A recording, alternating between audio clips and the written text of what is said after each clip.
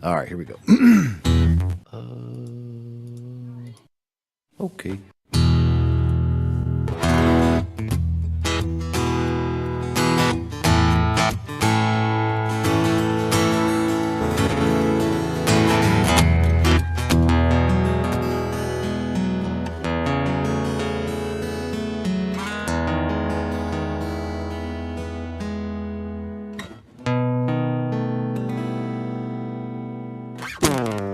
Is it a hump or a drop? What do you say?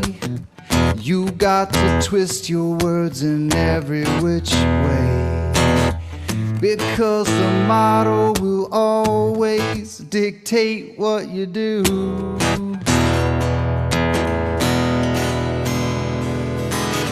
Everybody knows that you've got the model affliction blues.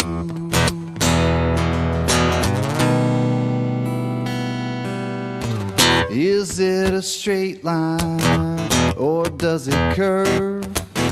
Some people unclamp it, but that is absurd. We all know that the model will always dictate what you do.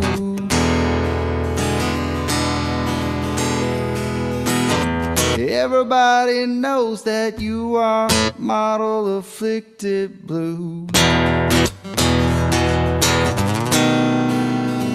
Model affliction, it's your addiction. That model affliction, it brings you so much pain. It's your ball and chain. Conflating curvature with elevation change has got your local distance just out of range. That old biggie is gonna dictate everything that you do.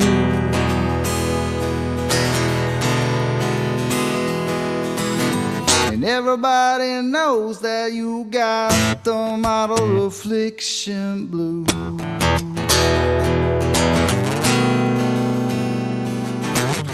It's your decision defending the model position. You just don't know the geometric proposition. That old ball, it'll always be illogical to you.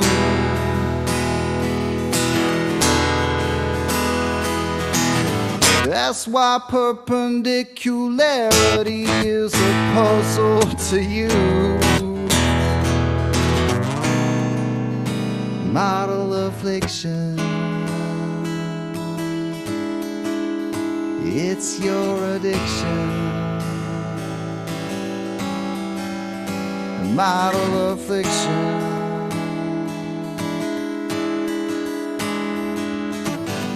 it brings you so much pain. It's your ball and chain.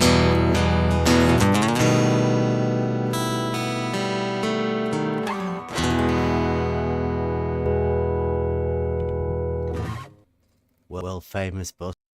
And we are live. Welcome everyone. This is Model Affliction Monday. Always. This is where you're going to get the idea of the model affliction. Now, originally, when we wrote that, or Buster wrote that song, the model affliction, it's not just the globe anymore.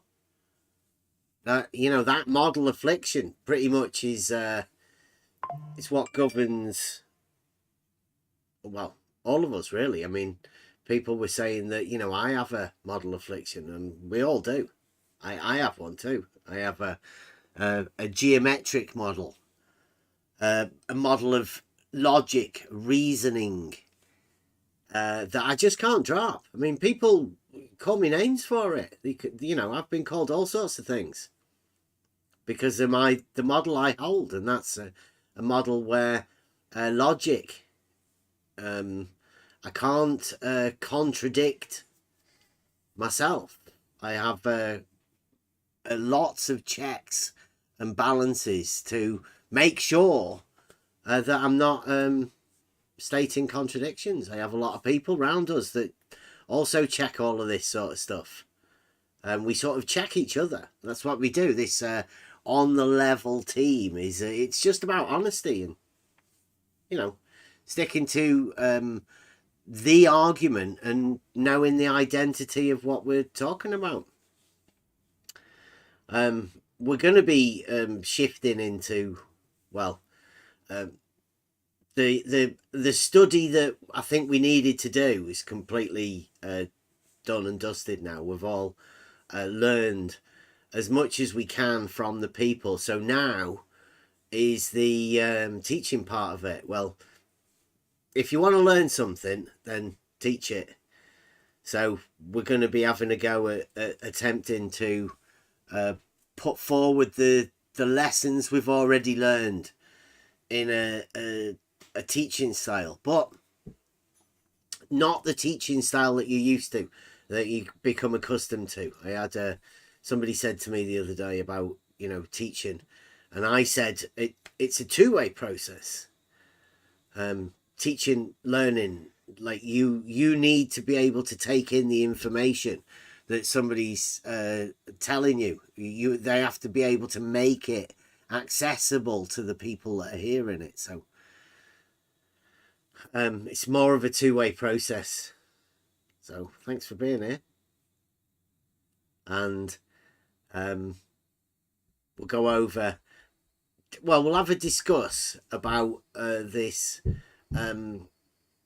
model affliction, I think, and the way that this whole arena's going at the minute, because it's going to kick off. It's going to go wild, and where we can still be in the position that we've always been, right? We just come from reality, watching an arena, I call it, that's about to go, well, I don't think anybody actually understood what it was beforehand, but like internal realizations of not knowing what anybody's doing, and the new flat earth hero and the actual globe fighters.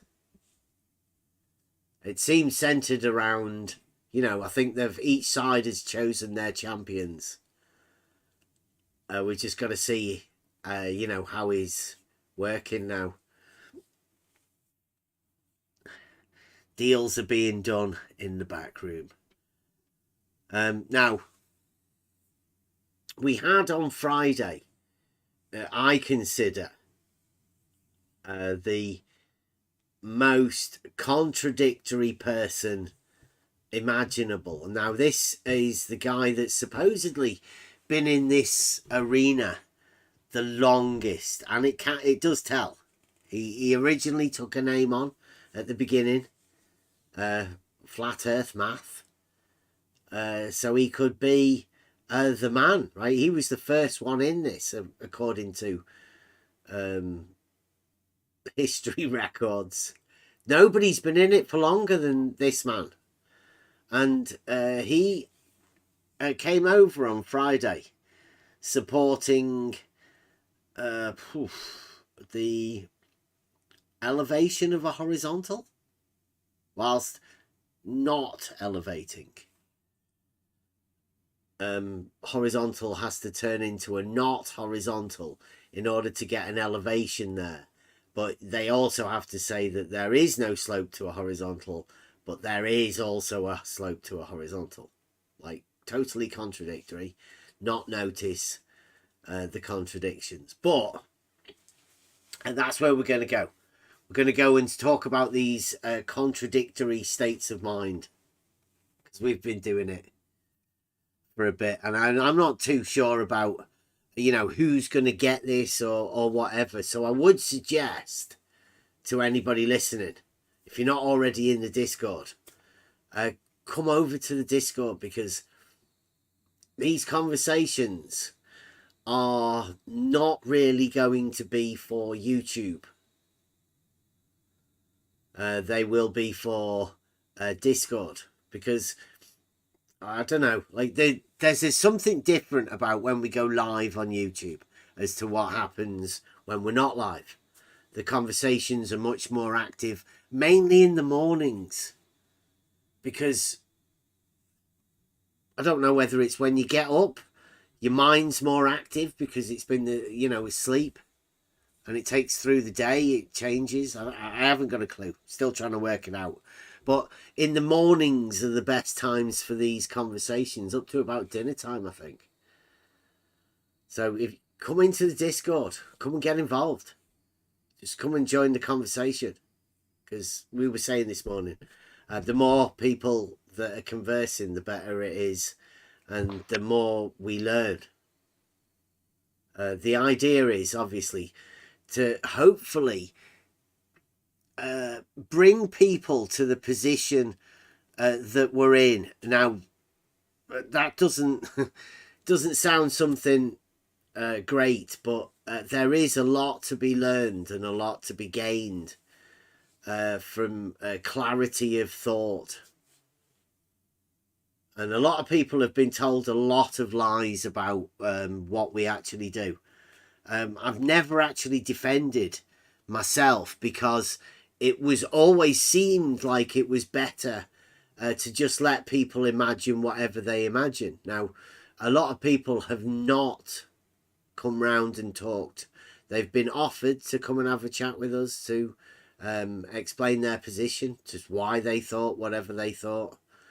And a lot of people have obviously talked to other people and imagined that they are me, for instance, or Emma, or whatever, right? It's easy to be able to believe that a group of people can speak for other people, which that's not the way it works. I'll speak for myself, as will everybody else. But when you come into a Discord or whatever, and you're talking to other people, well, I don't know. A lot of people misunderstand that, and they associate it with them talking to me, for instance. It's very strange the way people imagine other people. I don't want to get off topic anyway. But just come into the Discord. That's what we're trying to do. Right now, I have in Discord, we have a soundboard. And I've clipped this bit today. This is I call this nonsense predictions. So listen to this. In fact, I made predictions that didn't make sense, but the geometry. So that's Charles. Now, people will say, everybody has their own ideas of things. But listen to this again. Let's just. In fact, I made predictions that didn't make sense, but the geometry. Now, I ran this past my missus and my lad earlier today. Making predictions that don't make sense. Step one. Because I think this is a 3-stage process that you have to put your mind in. Maybe even more. Like, I don't know if anybody wants to come in on this. First off, you have to comprehend what the words he actually uses are. Now, he says, I made predictions that didn't make sense. So that's no sense in his predictions. Nonsense.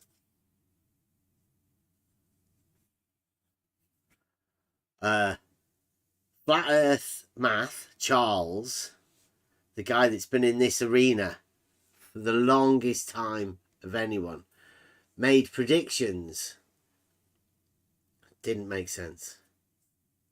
Nonsense predictions.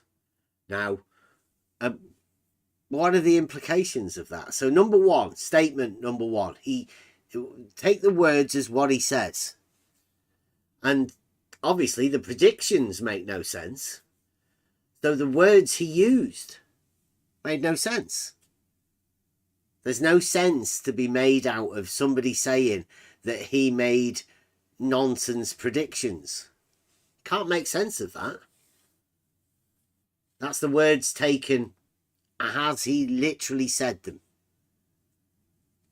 You can't make sense of the words he used because you can't understand why he would make predictions that didn't make any sense. Which takes you on to the next step, is why was he making predictions for something that didn't make sense?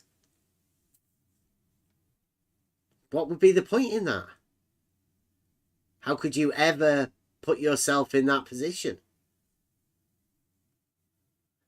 to make predictions that don't make sense? And then, final one, what would be the outcome? Did they come true? So now do you have evidence of nonsense? Did you make sense of it afterwards? Like, at what point did you use reasoning and logic to try and apply some way of making sense of what you're doing? I mean, isn't that the idea of science? Trying to make sense of reality, trying to understand it. At what point would somebody make nonsense predictions? Now, if those are the options of what you're doing, then the question you have to ask yourself is, why did he come here and say that? What position did that man find himself in where he could openly say he made predictions that made no sense? And are we giving this man, who's literally talking nonsense, a platform? Is that what we're here to do? I know it's Free for All Friday, but I think there has to be a cut-off point of, as you know, how much accommodation can you give to people that literally talk nonsense?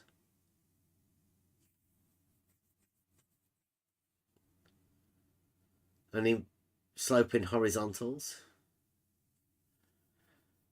I was saying, I used to clip loads of these things because, you know, they were funny to me at first. Hearing people say things that are just ridiculous. I put them into videos at the beginning, Buster songs at the beginning of nearly every video. I used to go through the video, clip the bits and think, now which one of Buster's songs will all of these fit into? Some of them are pretty good, but I mean, there's clips of hundreds, thousands of clips of people saying really stupid shit. Conversations that we've had. It just wasn't fun listening to people who seem mentally afflicted, right? This model affliction, it's a real thing.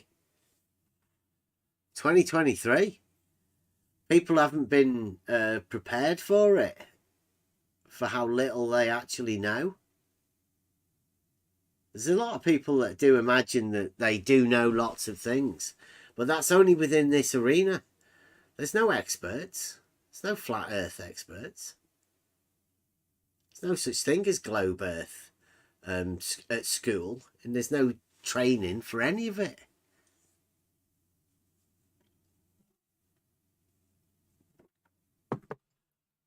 The people who are deemed to be the experts in this arena, we call it a false dichotomy, right?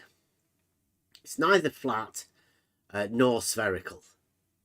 You can make up your own mind whatever you want it to be. You would call it globe. But Globe's getting a bad name. It's just nonsense. Things it makes people say, things it makes people do, makes people deny reality. So globe's like a bad smell. Nobody really wants. Nobody can really talk about it.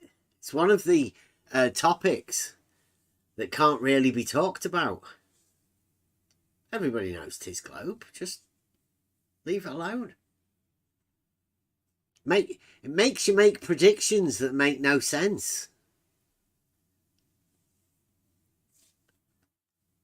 Especially when you've been around here too long. You've got to be aware. Got to keep your eye on the ball, because if you haven't worked out that it's not flat, then I don't know. Everybody knows, right, the nonsense. Once you get into the nonsense that is the dogmatic globe model, that's the easiest thing to disprove. You have to accept a contradiction, and you'll end up like flat earth math, making predictions that make no sense, saying things that just doesn't make any sense.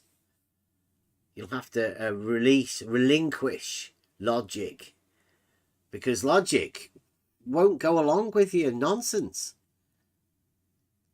Logic won't allow you to make predictions that make no sense, because that's not what a hypothesis is. You have to keep your mind your P's and Q's, as Emma says. You've got to keep that truth value all the way through. You can't just throw something that's a lie in the middle of a proposition or something to keep people on the toes. Think it keeps the logical structure. It's all right. It's not okay. You don't do that. You either maintain the truth value all the way through, or you're going to have to face the consequences. You'll be shown contradictions. Every one of your inadequacies that you've made. A lot of people don't like us for pointing those out. The model affliction is strong for everyone. But I mean, my model, like I told everyone, my model is the Euclidean geometric logic model. Come challenge it. Please do. On the level, Discord. We're open for conversation. I don't need to defend my model, but I can, definitely. You want to bring a challenge? You want a reciprocal zenith angle up and come on in, challenge the model, be my guest.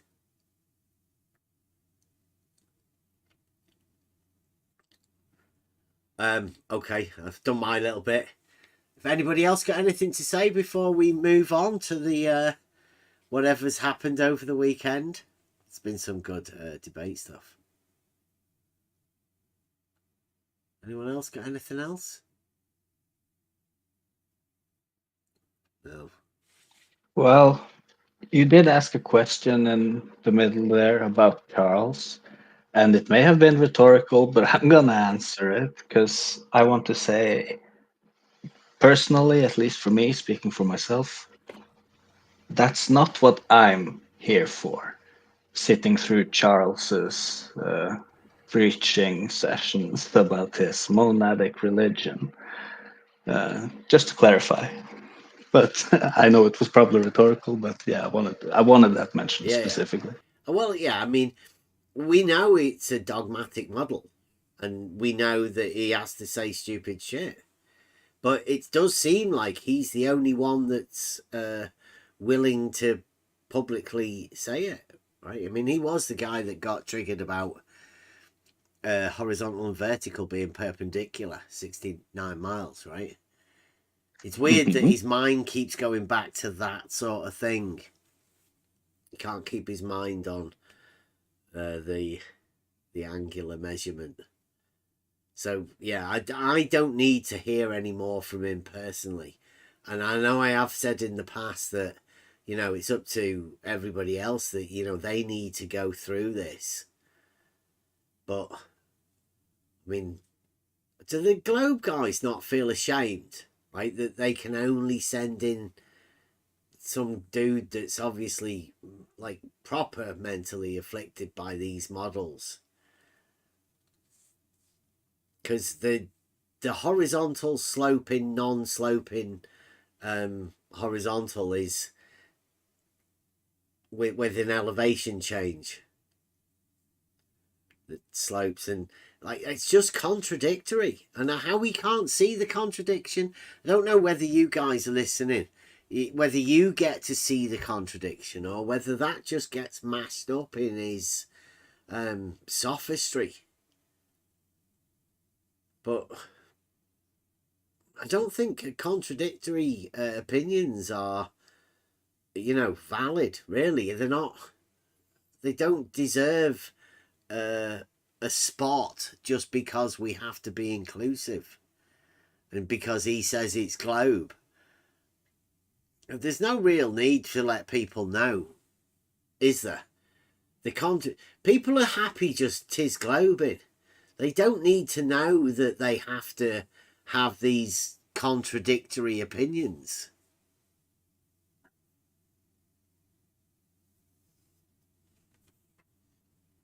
Or do they? Do Globe believers like Charles need to be told that horizontal must gain in elevation without a slope? Phrased that way, I would say no. I think Charles is fully able to come up with those contradictions on his own. Good afternoon, everyone. Hey, good afternoon, Rob. Yeah, I don't know. I really don't know. I mean, what does everybody else think? What about the people out there on the YouTubes? Like, do you really need to hear somebody say contradictory things, and then is the natural idea that you ridicule him? Because, I mean, I don't know. I'm not too sure. I would say that this is natural reaction to ridicule nonsense, because nonsense is ridiculous. So for me, I would say that sometimes this is my opinion, personal, that from time to time I like to hear that nonsense because I can create a rebuttal for that. And at last Friday, I realized that I can summarize Charles' nonsense in that way that he is trying to achieve impossibility. And in the way to achieve this impossibility, he is making nonsensical statements. And what is he trying to achieve, in my opinion? He's trying to achieve horizontal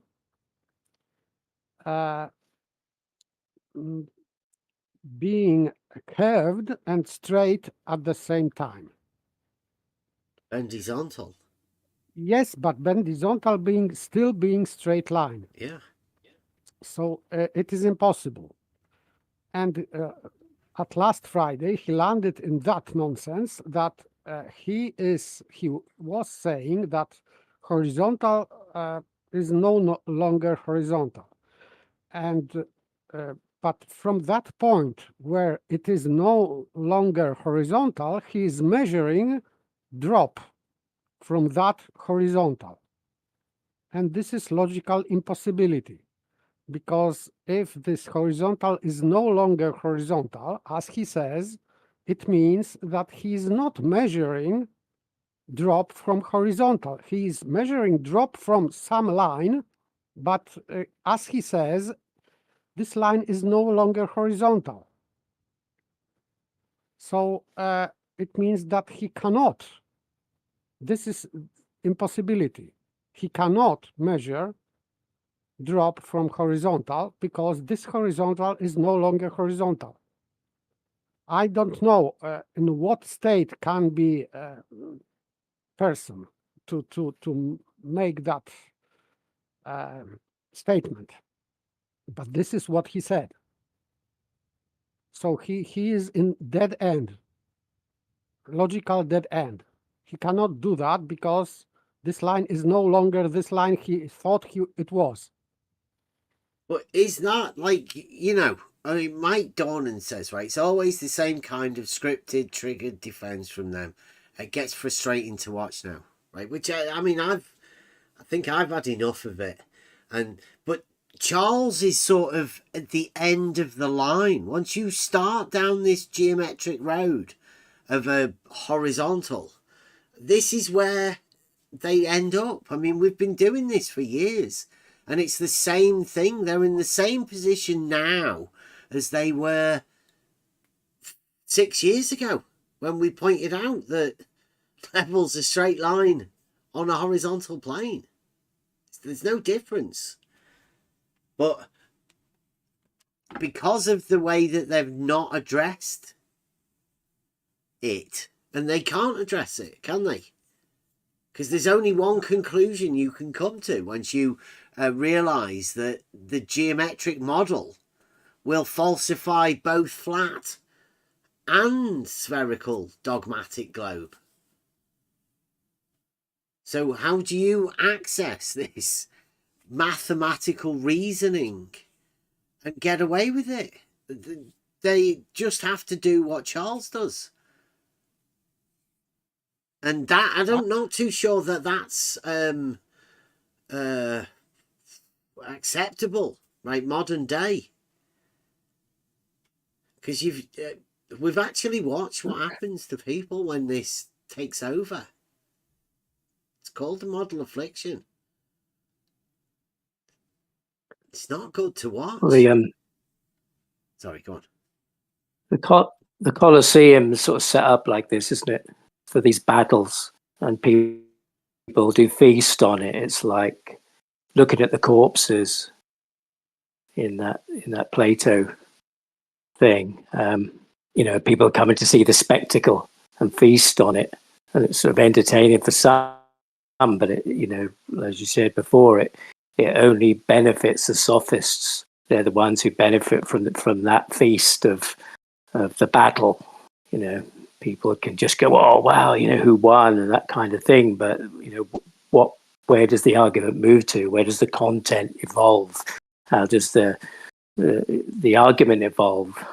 The depth of things, you know, above the fight, the blood and the hair and all that stuff in the Colosseum. So, you know, repeating these things, like you say, is entertainment for some, but where does it further the argument? That's the thing. Yeah, there's obviously things within reality that you can't really break from. And once you understand that, then all you have to be able to see is the implications of the geometric reasoning for those things that you can't deny, right? The self-evident truths.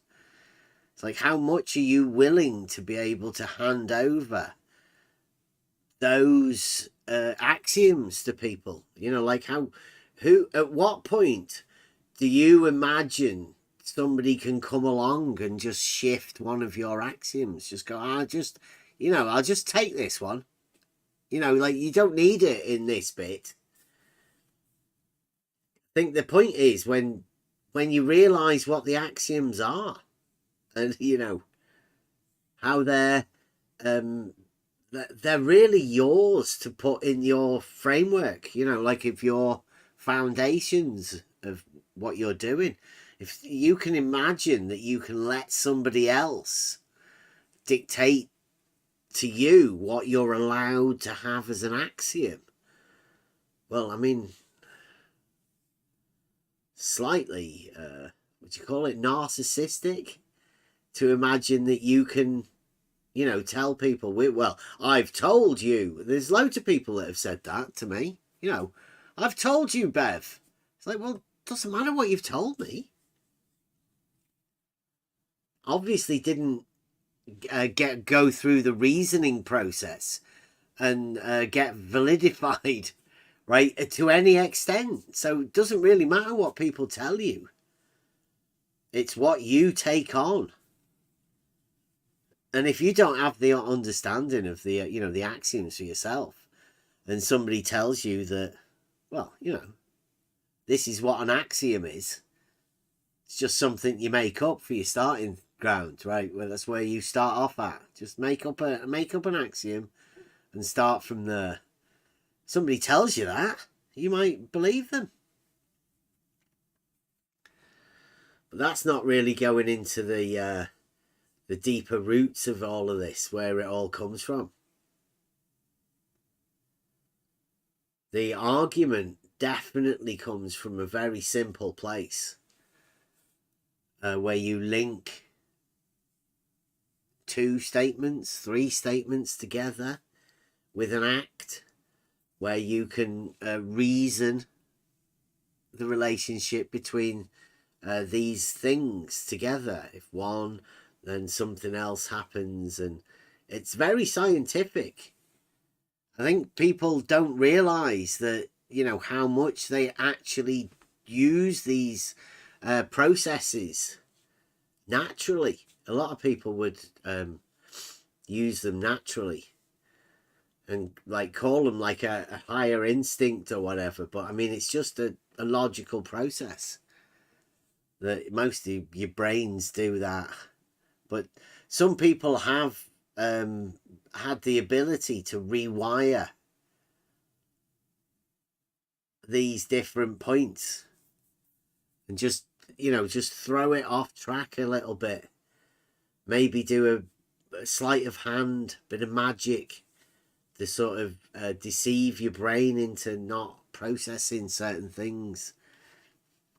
And maybe it needs some people to just ask you a few questions. Yeah, I think it'd be good, you know, to hear from people who, you know, not quite get it, or you know, want to be a bit clearer on those things in order to make those some mistakes, because some of it perhaps goes over people's heads and don't really understand the axioms or those things. I mean, some of those things come out in these arguments with people like Charles, and sometimes not. But you know, for people who don't really get it, and I don't get it all, I'm asking questions too. You know, it's not like I know everything or you know everything. You know, it's a matter of conversations, isn't it? That you say, you know, you work out how those things are, you know, come from a much deeper place, and where the logic connects and how it connects inside you and how you think and feel and act. Subconsciously in many ways. It's something, it's not necessarily a conscious thing, is it? You know, to be able to make those connections that are beyond the argument.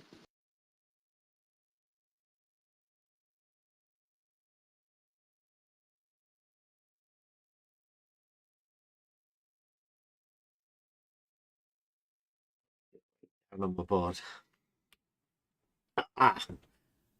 Yes, we I do. I really enjoy the conversations that we have in the morning, and it's hard to replicate that of a night time. or whatever, because this seems more like a scripted part of the show, whereas of the morning, the conversation is natural, it's fluid, you know, and the topics are probably much closer to us because, you know, the interactions have all just occurred. Because what we do here,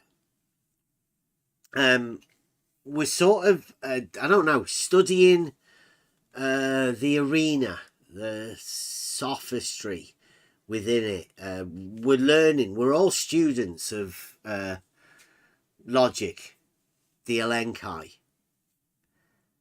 Yeah, students of the Elenchi. So we're trying to work out how this communication, because the difference between just communicating with people is that most people like to tell you about themselves. Well, that's them telling stories. If you want to call that communication, then I mean that's fair enough. Talk about the price of fish, talk about the stock markets, whatever, talk about what you did in your job. But we're more trying to get to the heart of the actual conversation, where what drives this arena, this debate arena, where there is no debate. It's a it's a false dichotomy, but both sides of the false dichotomy imagine they're the leaders of their own group. Like there's some of them are putting capes on, becoming heroes, worshipping, you know, some mustache men, you know, and who knows? Might be quoting Mustache Man, trying to put their cape on to lead people into whatever. Other people might just be, you know, accusing people of horrible crimes whilst being violent offenders themselves. But they're the leaders, the so-called leaders of this false dichotomy. I'm curious because I like the idea of communicating with people. But the communication seems to have halted. It does. People want to shut down that communication. They want to try and give a false impression just so they don't have to have the conversation. Rather pretend that they're debating about something.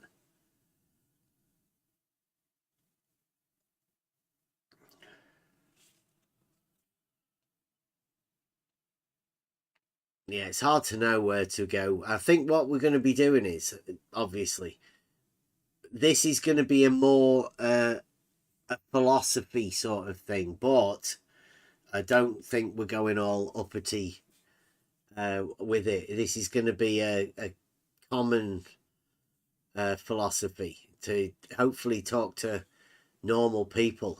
I'm thinking of street Elenchi.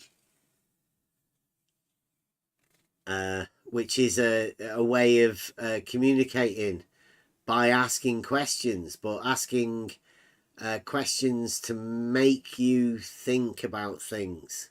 Now, most of the time when these questions get asked, there is no answer to them. There is a position where not knowing is an option. And most of these questions that come through Elenchi normally don't have an answer. But modern day society or modern day education has taught people that everything's already known. So when you find out that there is a position that you don't know, the reaction to it is quite often stunning, I think. I can't. A well-timed question within a real conversation can lead to a lot of awakenings. Because realization that you don't really know as much as you thought you did, particularly, is one of the most eye-opening things I think anybody can ever go through. Finally making the realization that they didn't really teach you very much at school. Certainly not in the way that it is possible to learn and know more by learning your foundations. Definitely, it's helped a lot of people, at least most of the people that I know have benefited by going back to grassroots, finding where the foundations of thought is. So come into Discord. Come and have a conversation. We're going to open a symposium for discussion. And if anybody does want to come and feel brave enough to just be able to come and have a conversation, I'm definitely open for conversation. I think I've said that many times before.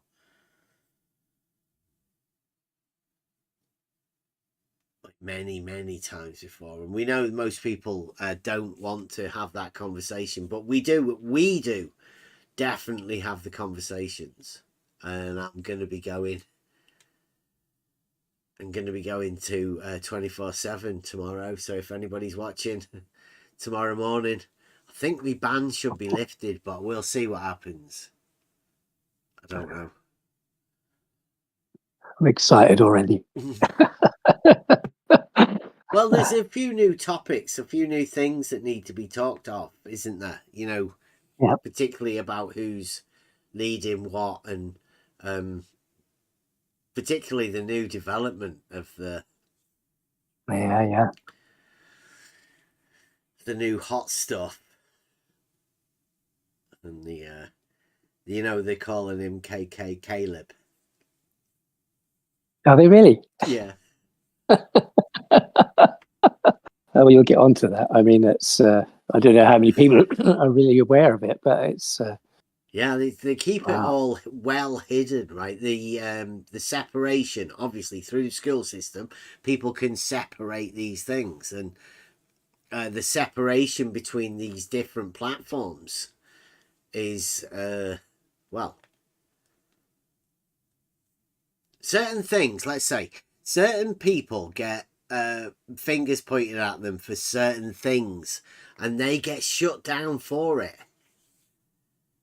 I can remember some people used to get shut down for putting a cartoon of a certain individual. That'd be enough to shut anything down. But now it seems like there's stuff that gets allowed and defended, and yeah. Did I put the latest one in the chat? I'll put it in the chat, because this is interesting for what's going on. Cool. Oh, wait a minute, I'll put it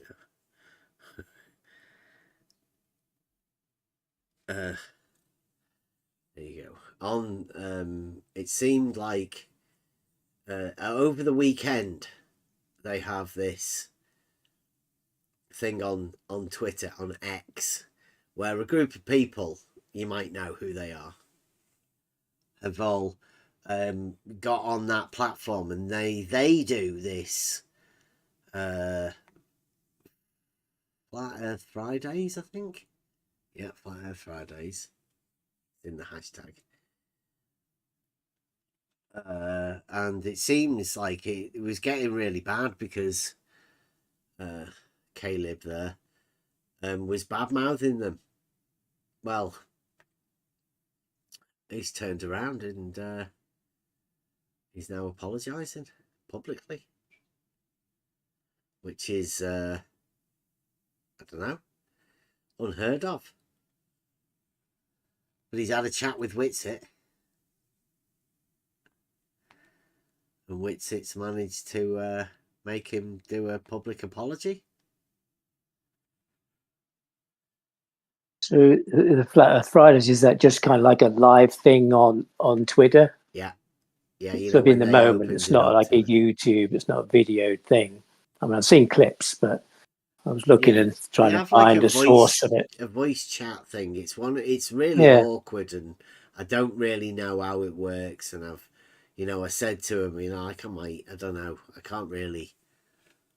I prefer these sort of chats, that we have on Yeah. Discord, because I'm comfortable with this. But I mean, I can go to Skype and I can do all of that, but Twitter, don't know, that's on my phone, Yeah.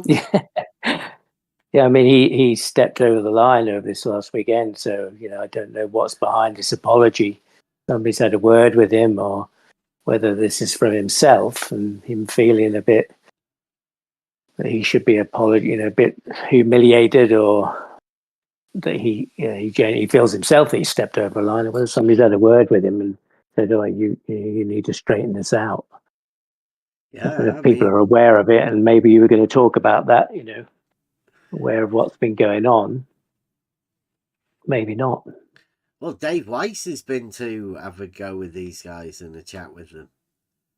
They run the flat Earth on, like, literally they run the flat Earth on Twitter on X.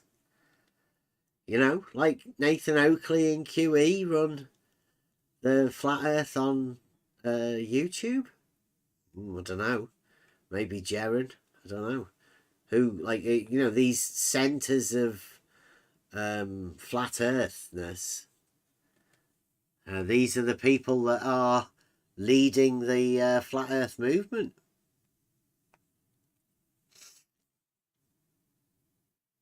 I don't know how closely they're linked together. I mean, it does seem that Whitsitt is a bit central to this, doesn't it?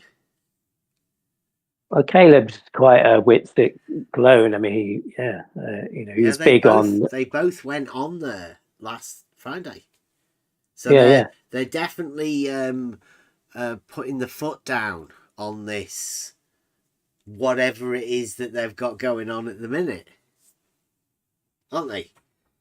Yeah. Well, yeah. I'd say, because I'm watching all of this. I've been watching this for many years now. Yeah. Yeah, it's wonder, who these people speak for, or who it's perceived they speak for.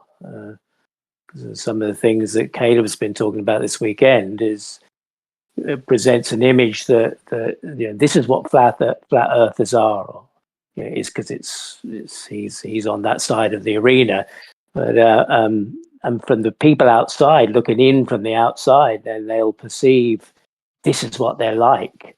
This is another big label that's going to be put on people. That they, I don't know. It's funny because people aren't really. If you go to, say, Witz's channel or Jaren's channel, they're not talking about this. There's no comments, about what Caleb said over the weekend, and I don't know if people are aware. I don't know if you're going to talk about it. This one, right? This one is what happened on Friday. He overtalked them, and then they were all like, "You can't just bring your TikTok channel, right? You're not just publicising your TikTok channel. This is X." And when we're on here, we give people a platform. And if they're here to speak, then they're allowed to speak. You don't go after them and berate them and do all of this sort of stuff. So basically they're saying, no Nathan Oakley and QE sort of stuff. Right? Oh, here on X, on Twitter, that's different. They allow people to speak. And then the flat earthers get their chance to do their monologue of the, awakening, because they're trying to convert globe guys to, and they're pretty fresh to the, the sophistry. But you know, they've got a mutual friendship like they have over there at 24/7 with their own particular sophists that they allow to speak and backwards and forwards, and they consider it a learning thing, but they're teaching flat earth to globe guys. But I mean, they're not, they're just sophists. They're the same sophists that you know already. You've heard them before, round and round in the same old arguments. But it's obvious now that they're trying to link whatever, I don't know, that was a public like no, but now somebody's trying to put forward this public persona. Maybe the public relations guys have been round there. Maybe they've been for coffee with, you know what I mean. Yeah, that's what I meant. I didn't know whether it's genuine from his heart or whether somebody's had a word with him about it, or whether it is. Turnaround is so dramatic. He's either bipolar or somebody's been told, get in line. Like you need to get in with these people.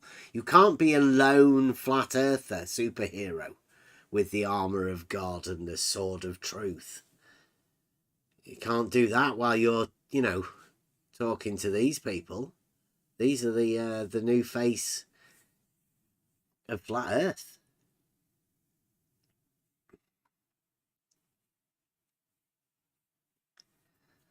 I don't know what's going on at the minute. You always know that like flat earth is ridiculous, right? It's not flat. It's so obviously not flat that whatever it is that they must imagine flat earth to be, it's just not flat.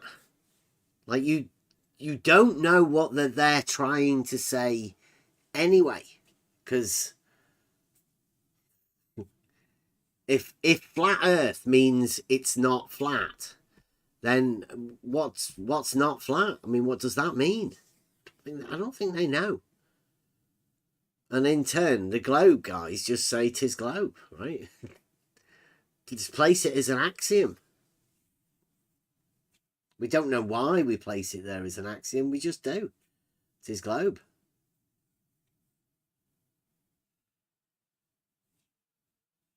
Because it must be. Has to be. That's the closest I can come to it. Is it must be. I mean, that's essentially what Charles was saying. Wasn't he saying that? I think I read who was it, J-Ro, that put it somewhere. The conversation that happened in the live chat with Charles. It was. Let me read it exactly so I don't miss it. He said, the facts that I write make no sense if one doesn't understand the Earth is spherical. I totally get the confusion since locally the Earth does appear as though level equals horizontal. So as long as you ignore reality for a fantasy that you cannot know, there's no one that can actually see the entirety of the thing upon which we live, barring the pictures from space. Of course that's reality, if that's your reality, but nonetheless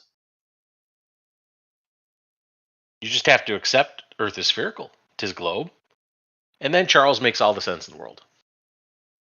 Yeah, but apart from the fact, it doesn't tell you that he made predictions that make no sense. Right. So not only do they not make sense if you don't take the model on, but even when you do take the model on, he tells you that they don't make sense then either. Not locally anyway. They definitely don't. Yeah, that's his prediction at the top of the screenshot, Kevin. Yeah. Yep. Horizontal changes elevation 8 inches in 1 mile. It changes elevation imperceptibly with short distances. Say a building site. Smiley face. So. One of those predictions that makes no sense, right? Mm-hmm.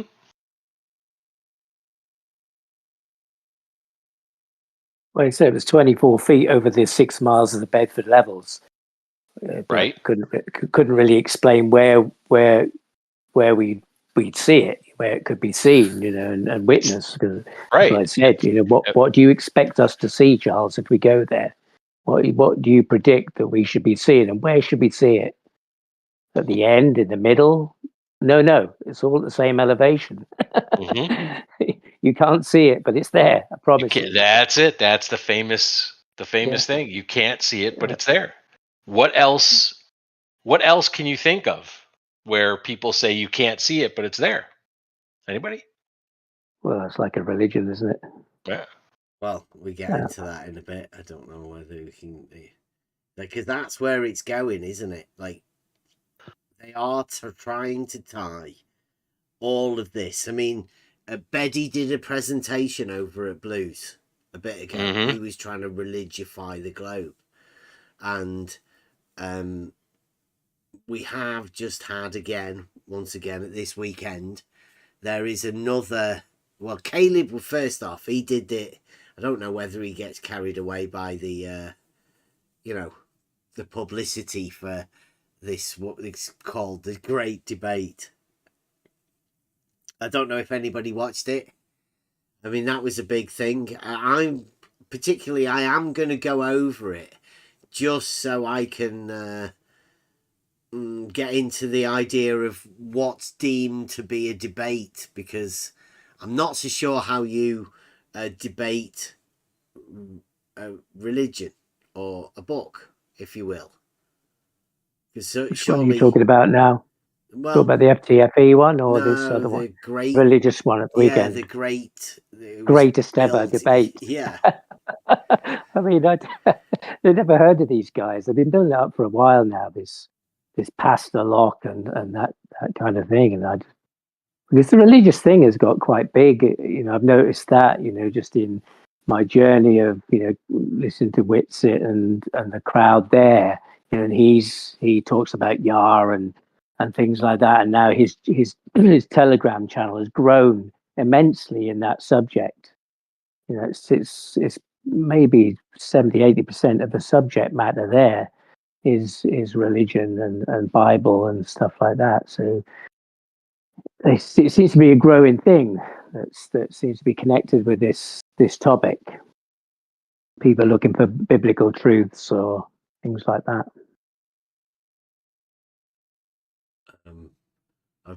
I just play this quick clip. Somebody said they're trying to look for the curve. Well, listen to this. What this guy says. Smooth, flat, planar surface. There you go. I think that was Bob the science guy, with his smooth, flat, planar surface. I think that's where you'll find your curvature. Shamrock Banks Observatory. It's in that straight line that's imagined a different orientation as you go along it. Right, isn't it? It's hard work when you imagine a horizontal line having a different orientation whilst changing in elevation with no slope.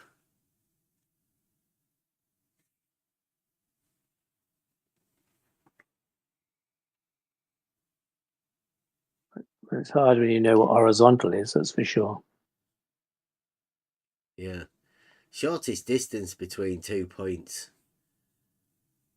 Did we have Beddy was going on about that? It's always fun. It's always active in the morning where they're Beddy and the FE Dogma are sort of commenting in the YouTube, and then we're talking about conversations that have been gone on in different Discord servers. Yeah, it might seem strange to some people because most people have got jobs or whatever. So they come in to find out what's going on, but we're sort of in this all day, really. Just Yeah, and they say men can't multitask, listening to these things at the same time as you're trying to get the kids to school and the breakfast made and the dogs walked and the shopping done, all these things. It's quite Helps amusing, pass the really. time, doesn't it? It does, yeah, it does. It does. And it is interesting. Sometimes there's silence, and it's just because the mornings has been happening that way. You haven't been over 24/7, but they were over there this morning. You weren't there, but it was like going into battle. I was not talking there, but witnessing what was going on, and there was a few on the level warriors over there, arguing the position, and it was amazing, really. Yeah, it was just like your boss battle yesterday, where everybody got in and they were together and fighting the big boss, and supporting each other with the argument. It was exhilarating, and you come away from there and talk about that. Hey, and the things that you gain from it, just the insights that come from there, and the things that confirm your feelings and your thoughts. Yeah, it is right. It is, I am sure about, this aspect of what you feel about something. It's very exciting. Yeah.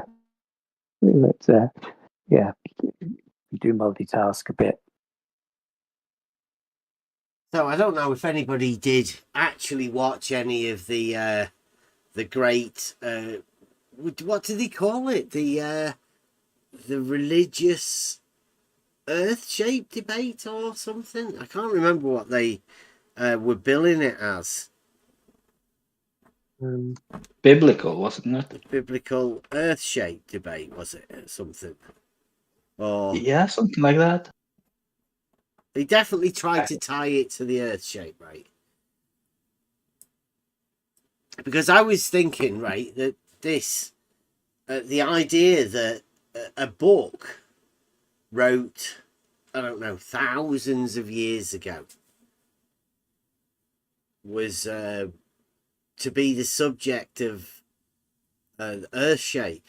I mean, is that really where you would look to find the shape of the earth? It's like, I mean, is it like looking up at the lights in the sky? I mean, I don't know.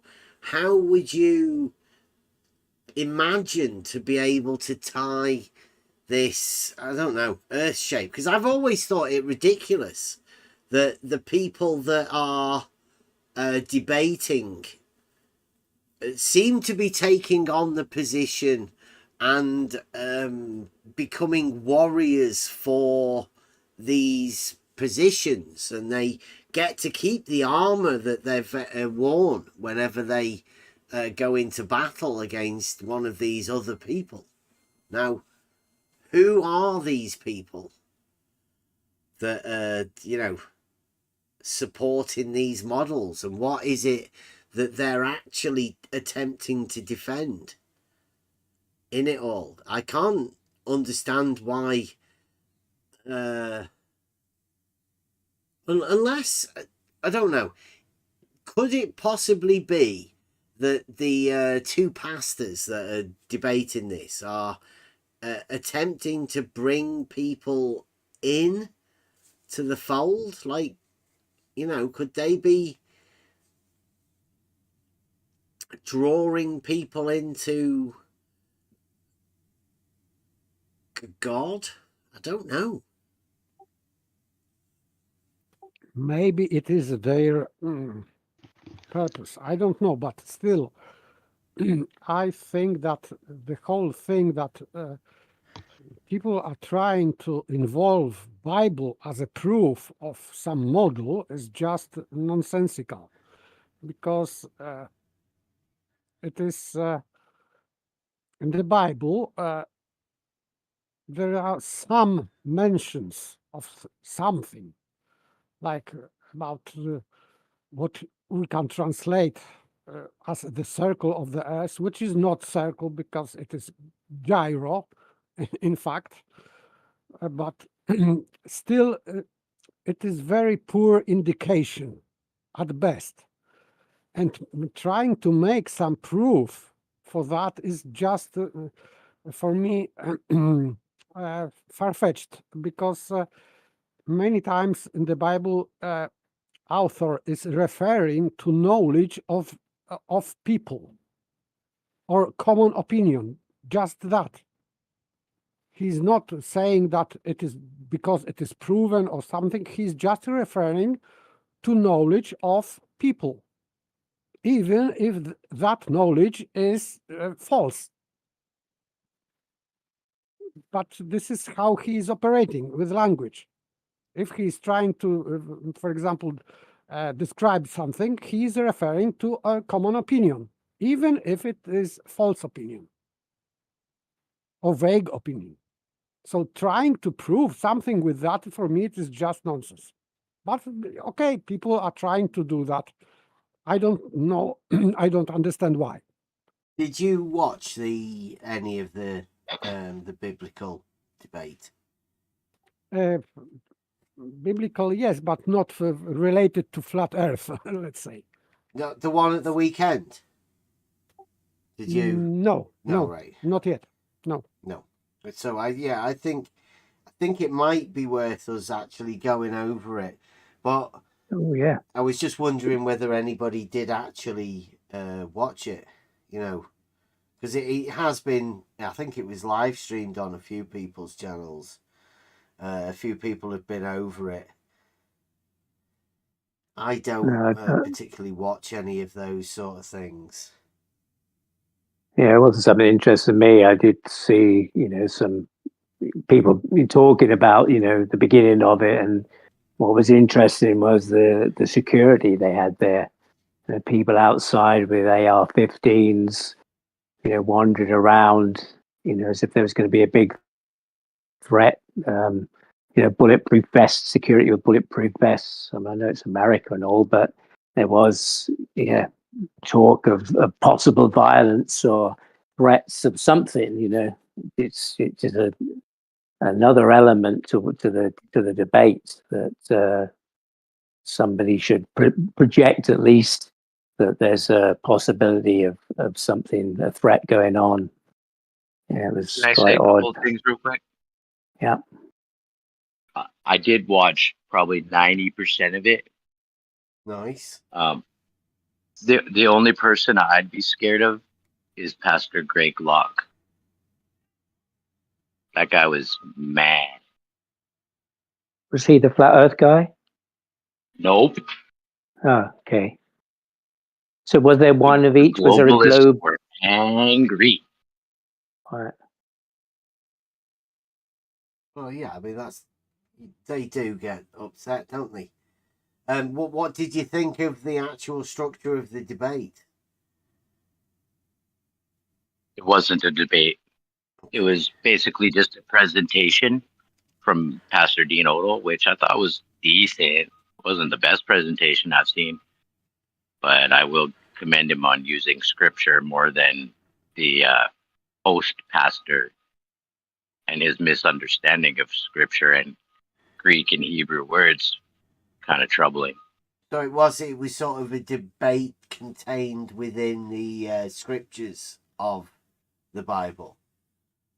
Yeah, both pastors using scripture to assert a model. Okay, so the model was false dichotomy. Yeah, they're both model afflicted. Didn't think of tying any of it to reality and what the Bible actually says about reality. It was great as far as I'm concerned. It was an eye opener for a lot of people. In what way do you mean an eye opener? Well, what I mean is a lot of people haven't heard of flat Earth in the church. Yeah. Well, now a mega church has put it on the forefront, and the host pastor, in my opinion, made himself look like a fool. Pastor Dean Odell didn't have to do anything but preach the Bible and just say what the words meant in the old language. I don't like. Don't get me wrong. I don't have the best memory, so I don't remember exactly what everything was said word for word. But I know that just in watching and listening, that Pastor Dean was very calm, cool, and collected, and Pastor Greg Locke was on fire. Yeah, I was just wondering whether it was the Not eye in a opener good- on the level of the globe, flat Earth, or scriptural biblical sense. That's why I asked the question, wondering what the eye opener was about that. It's for people who are into the scripture and things, and it was eye opening on that level. But you've explained it. There are a lot of people aren't aware of that. I guess they aren't. So to bring this subject to a lot of people would be very eye opening. Yeah, I'm interested in going over it just for the to learn how people are attempting to debate, because I do think we should be getting involved in it, or me personally, I think I want to be able to get into this debate arena.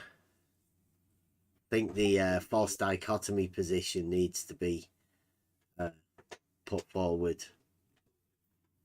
Well, that's what I was going to actually say, is that while I have not watched this quote unquote debate, but I think it will be interesting to go over it. But I think my take on it is that it's to bring, let's say, the Christian people with a Christian worldview into a false dichotomy. Because I don't know about anybody else here that might call themselves Christian or have a Christian worldview, but I had never heard in my entire life of being brought up in that, let's say, worldview or religion, if you will, that earth shape mattered at all to salvation, which is the whole crux of that particular religion is salvation. How are you saved? How are you going to go on to the afterlife, right? If you believe in that sort of thing.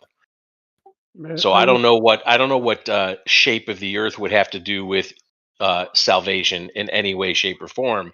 But I think it is to get these people into a false dichotomy, because that way you're more focused on, you end up in my opinion, you end up worshiping the creation instead of the creator. I would say the same thing. I would say that I can't imagine it, if their idea is to bring people into the fold, if you will, into the religion, then putting this false dichotomy and putting a barrier up, and because this it only brings ill will, like the model. Correct. Affliction. It brings out Betty's side rule in everyone. Indeed. It's not going to bring people together. So I can't imagine why two pastors would want to do this. I don't see it as being a. I have something to say about that too. I personally don't see it as being a priestly thing to do, to go Not into at all. a debate where there is such opposition within sides. There's such bigotry around the arena outside of that. Then for those pastors to align themselves with that bigotry, I don't know. Because the flat Earth one's encouraging the globe guy, I would say. Well, let me say, Well, the name of the host pastor's church name is church. sorry, you broke up. What's it called? The name of Pastor Greg Locke's church, the name of his organization is Global. Global Church? Yes, Global something. Give me a So what's second, the point? Global Vision Bible Church is the name of Greg Locke's church. Okay. So he seems to have quite a stake in his brand, Okay. He's a flat right? guy. No. Oh, Why he's would a you, globe if guy. you're a flat earther, would you call your church Global Vision? No, I was just a bit mistaken. I thought Locke was arguing for the flat, but I was Can you mistaken. do that No. in America? Can you literally name your church? Yes. Yep. Oh, It's a business, It's a first and business. foremost. Yeah. It is a business. It's good business because you are not paying taxes. If you can prove that your organization is church, you are free from taxes or certain amount of taxes or whatever. So, but in my, what I was going to say is Pastor Dean Odell wants to show him the error of the globe. If it is error, Pastor Dean Odell felt he needed to tell Pastor Greg Locke that it's an error. I got to go back on mute. that for a minute, I'm does sound sensible, right? I mean, I don't know the full story of how this is going on, but publicity. I think if we watch the beginning intro of Pastor Greg Locke just coming on stage with the chairs, even just that intro, you'll get an idea of how it's going to go. Oh, well, we'll wait. We maybe go over it at some other time. Maybe do it live. Maybe do it not live, so we can just. I might just record it and we'll go over it with the guys in here.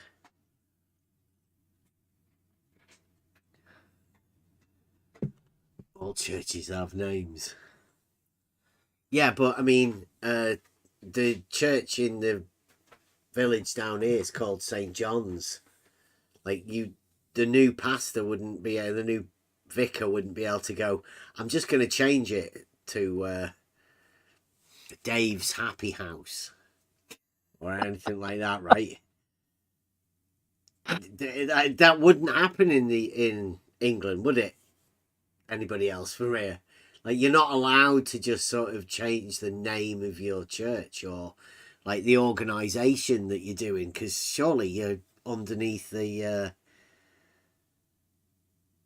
Are they denominational then? They connected, like they're not Catholics or Anglicans or connected specifically to a church body. These pastors, how do they operate in that way that they can have their own thing? I mean, there's a lot of money involved in it, I know, but Yeah, Pastor Dean Odell also has a name brand for his church, which is called Fire and Grace Church. but they're not linked like to the Catholic Church or the Anglican. No. I would say that Pastor Dean Odell is non-denominational, and Pastor Greg Locke is an evangelist.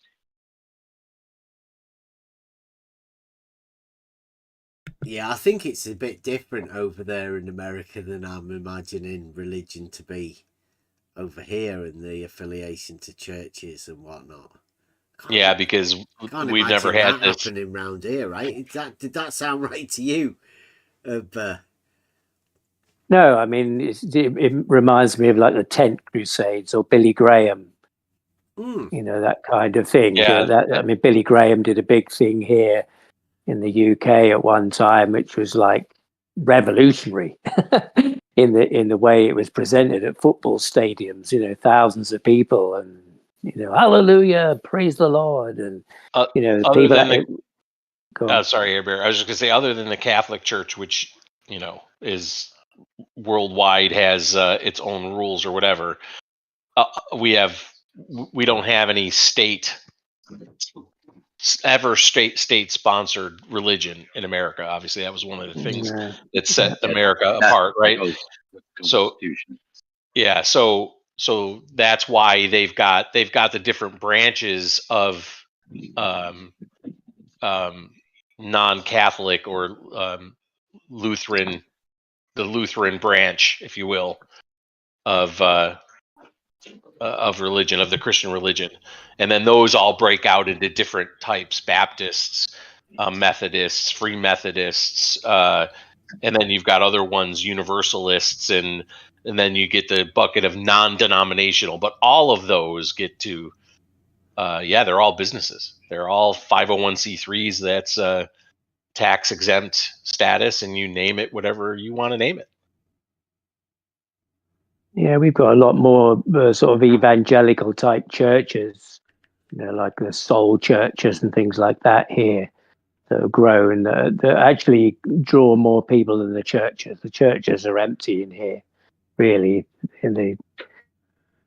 There's very few people go in the main. I mean, maybe in big cities there's more bums on seats, but in the villages, in the small towns, not so. You'd be one preacher, a vicar, or a priest who looks after maybe 5, 6, 7, 8 churches in an area and travels around them. It's not so much attendance, but the American style soul evangelical happy clappy, they're called.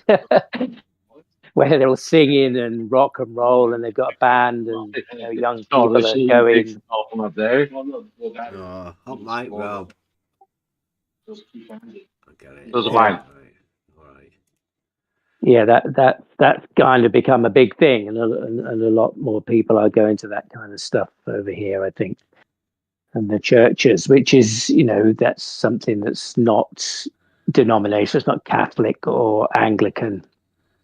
It's evangelical American style, it feels to me, that kind of thing. Yeah, but I mean, it seems to be a plethora of them in America. I just, thousands, it seems, of different branches and brands and franchises, Definitely. if you like. Yeah, definitely. Like but nonetheless, though, it is, like I say, in the world of Christendom, if that's a thing, right? The whole religion is supposed to be based on, brotherly love one another, do unto others as you would have them do unto you, kind of thing. Yeah. And as Bev said, right, it's going to be interesting to go through it. But I suspect, my guess is that neither one of these pastors, that you might listen to this and go, these people followers of that Jesus dude, because I don't really see that. I haven't seen it. That's my guess, though, is you walk away. It doesn't matter which one you think did it less. I think my guess is going to be both of those, quote, pastors, men of God, unquote, most likely didn't represent the guy that they follow very well, is going to be my guess. Yeah, be my feeling too. Yeah, I think my perception of it is that the Americans tend to be more God fearing than in the UK or in Europe too. Not perhaps so much in some of Europe, but that's how my perception of it is. I mean, how many people follow it?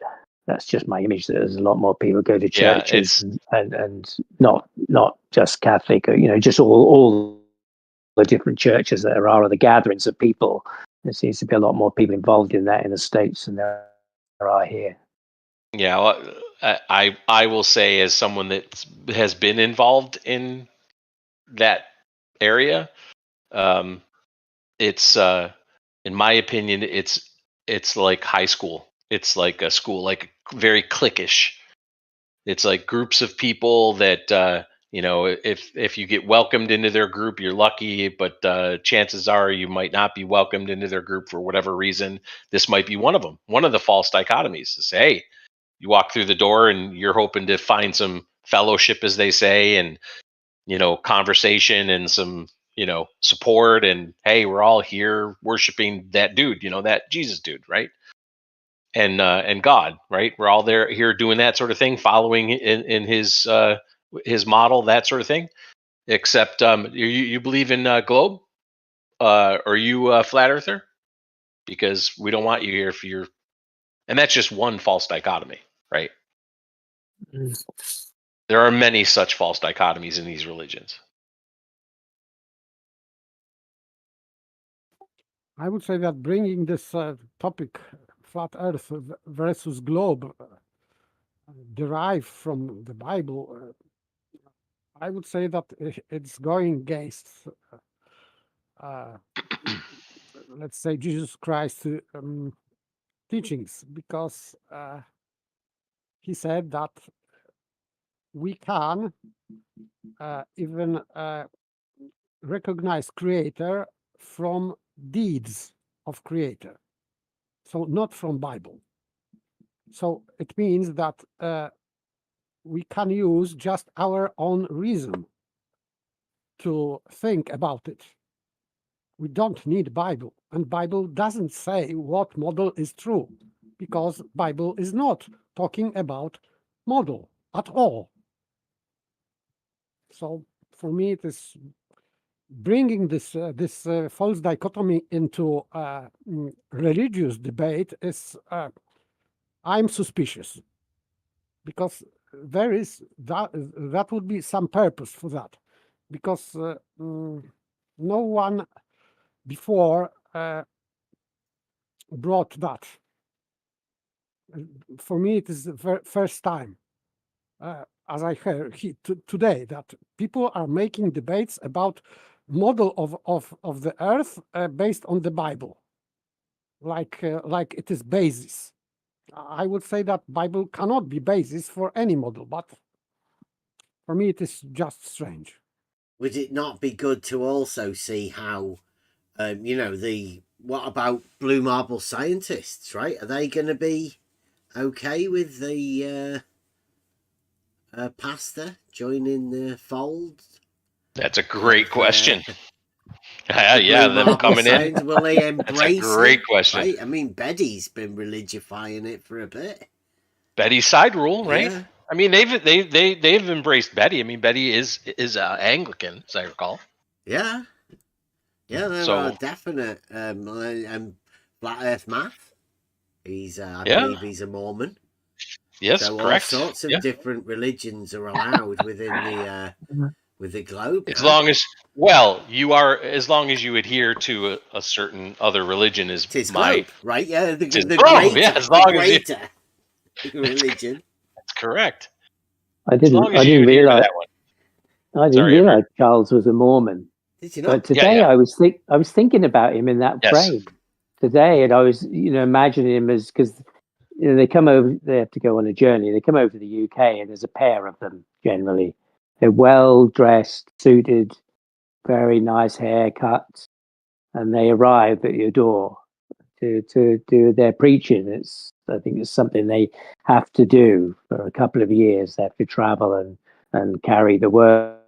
And that's exactly how I saw him when he came over on Friday. And thinking about him today, thinking, I wanted to say to him, I was having this joke in my head and asking him where his friend was, because usually you come round in twos, and it's quite Well- amusing to understand he is a Mormon, really, because that's how I saw him.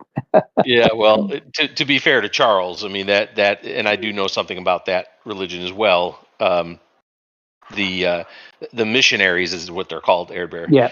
Those missionaries, that's a calling. So it's not everybody that's in the in that faith. But they don't all have to do it. But they get a quote calling, and then that's when they become a missionary. Otherwise, you're just you're doing what you're doing as part of the to be in good standing within the religion, much like the Catholic Church or Lutheran Church has similar kinds of you have to go to mass every Sunday, those kinds of things, confession, that kind of stuff. Yeah. But yeah, I agree with you. Charles kind of has that flavor to him. I think, to his credit, actually. Yeah, it's not to take anything away from his faith or at all. It was just amusing, that image I had of him today. He was going to say something. I'm always talking. I was talking to him, in fact, in my head, having a conversation and laughing about it, and which never works out when he arrives. It's not the moment, It's like, how do you recreate that funny moment you had in your head, in real time? It's anyway. Strange time. The religious stuff that I've heard, mainly from the flat Earth side, when they use something from the Bible, it's always very tenuous in my mind. I think, well, it could mean anything. It's, you're just fashioning that around your model to make it fit, the firmament, or, anything that would fit the story of, the rains coming, yeah, from the fluid above there, or whatever the story is. I don't ever see something definitive that you think, God, I've got to read the Bible now, to really suss this out and work out, what it really means for myself. Was it ever said that? I don't see it myself. Yeah, being a student of debate, if you will, rhetoric, logic, I'm keen to imagine how a debate would be led. I mean, the best you've got is the words that are wrote within the book, surely, and there is no arguments wrote within the book, so I can't imagine what the debate would actually be. I can't imagine what globe a Bible sort of is going to come to. I mean, if one guy's got a church called the Global whatever, and he's the one that's defending the religification of globe within the Bible, I mean, doesn't that seem strange? Isn't that like it's a publicity stunt, perhaps? I can't. I think, yes, absolutely. In fact, on both sides. Yeah, Again, my guess, right? I don't know either of the two gentlemen. I didn't even watch the thing. Yeah. But I have been in organized religions, both on the large scale, because I came from a Roman Catholic background, and also on the small scale, because I have also been in the non-denominational Protestant side of that Christendom, if you will.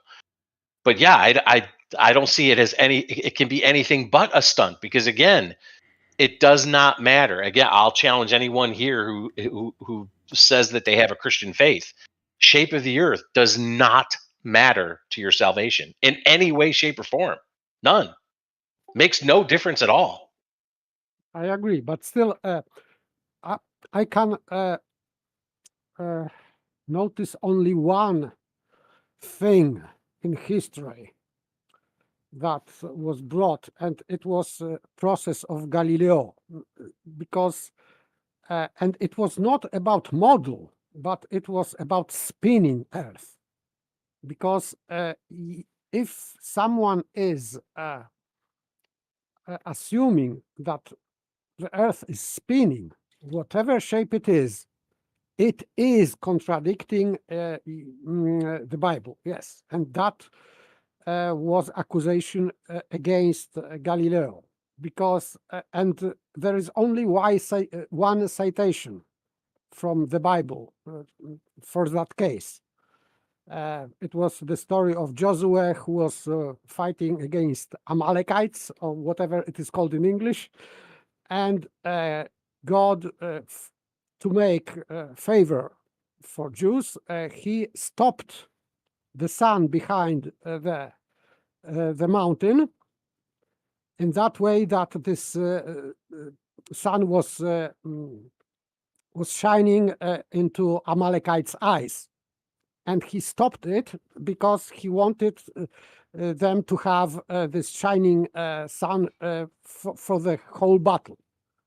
So because for the whole battle was several hours, so he stopped sun and, as it is in the Bible, and the moon.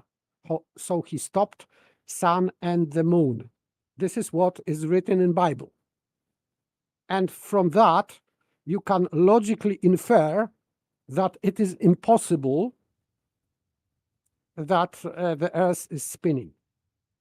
Of course, if you are assuming that the Bible is telling the truth. So, of course, for Christians, Bible is saying the truth. So it is historical fact, that would be. and you cannot have a possibility. It is logically impossible that the Earth is moving if God stopped sun and the moon at the same time. So that would be, and this is accusation against Galileo, because if he was saying that the Earth is spinning, he was directly contradicting Bible. So this is only one case, but it is not about shape of the Earth. It is about Earth moving. This is only one example, I think. And there's some other guys on another part of the Earth who are thinking, "God, what's happening? God must be really unhappy with us. You know, he stopped the sun and the moon." And they have a whole different story because they're nowhere near the Amalekites and the battle at all. You know, grew up with another history. Or that didn't happen literally. Yeah, it didn't happen at all. No, literally. Literally. It didn't happen. Yeah. Yeah. But figuratively, Yeah. it did happen. Yeah, Like, but this is the thing. Again, does it have anything to do within Christendom if to your salvation? That's No. the thing. That's what No. these two pastors are going to end up creating, either beknownst to them or unbeknownst to them.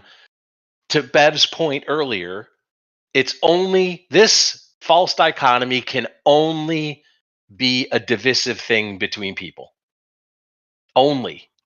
I would agree completely, because for me it is even in the very Bible. Saint Paul is saying that this, and Saint Peter is saying that this world will perish. So it is completely meaningless, because according to Christian faith, after Judgment Day, our universe will be recreated anew. So it will have another shape. So how does it matter what the shape it has now? Because it will be changed. It will be no longer as it is now. So why should we debate shape of the Earth on Bible basis?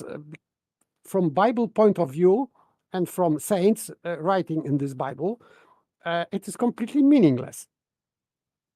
So then you ask yourself, why did they do this? Why did these two men of God, supposedly, why would they do such a thing? I would say that, as you said, it is business in America. They are doing business.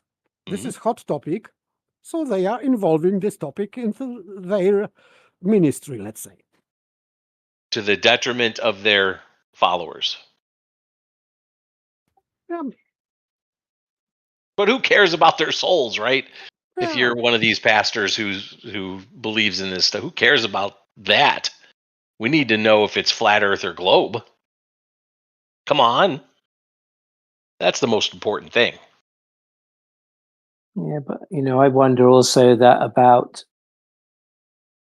non-Euclidean geometry, for instance. Why was that? Why is that being presented at the time it was? What's the reason for that? In the sense of who we are as human beings, where we are as human beings, how that affects our spirituality of whatever that is, whatever you recognize it to be, or whatever you're aware of, or the purpose of life. Those things they have an effect, don't they, on the way you perceive things?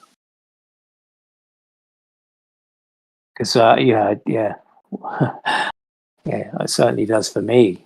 My perception about where we are, where I am, and where I might be able to go, and trying to strip away those images that I have from the church or religious teachings when I was a child, as much as those global, about the planets and, the things maybe I don't remember, but have a subconscious effect on the way that I perceive things, or St. Peter's Gate, or, things that are fixed in your mind, I'll put there, and you consider, what might happen to me. If I don't do this, will St.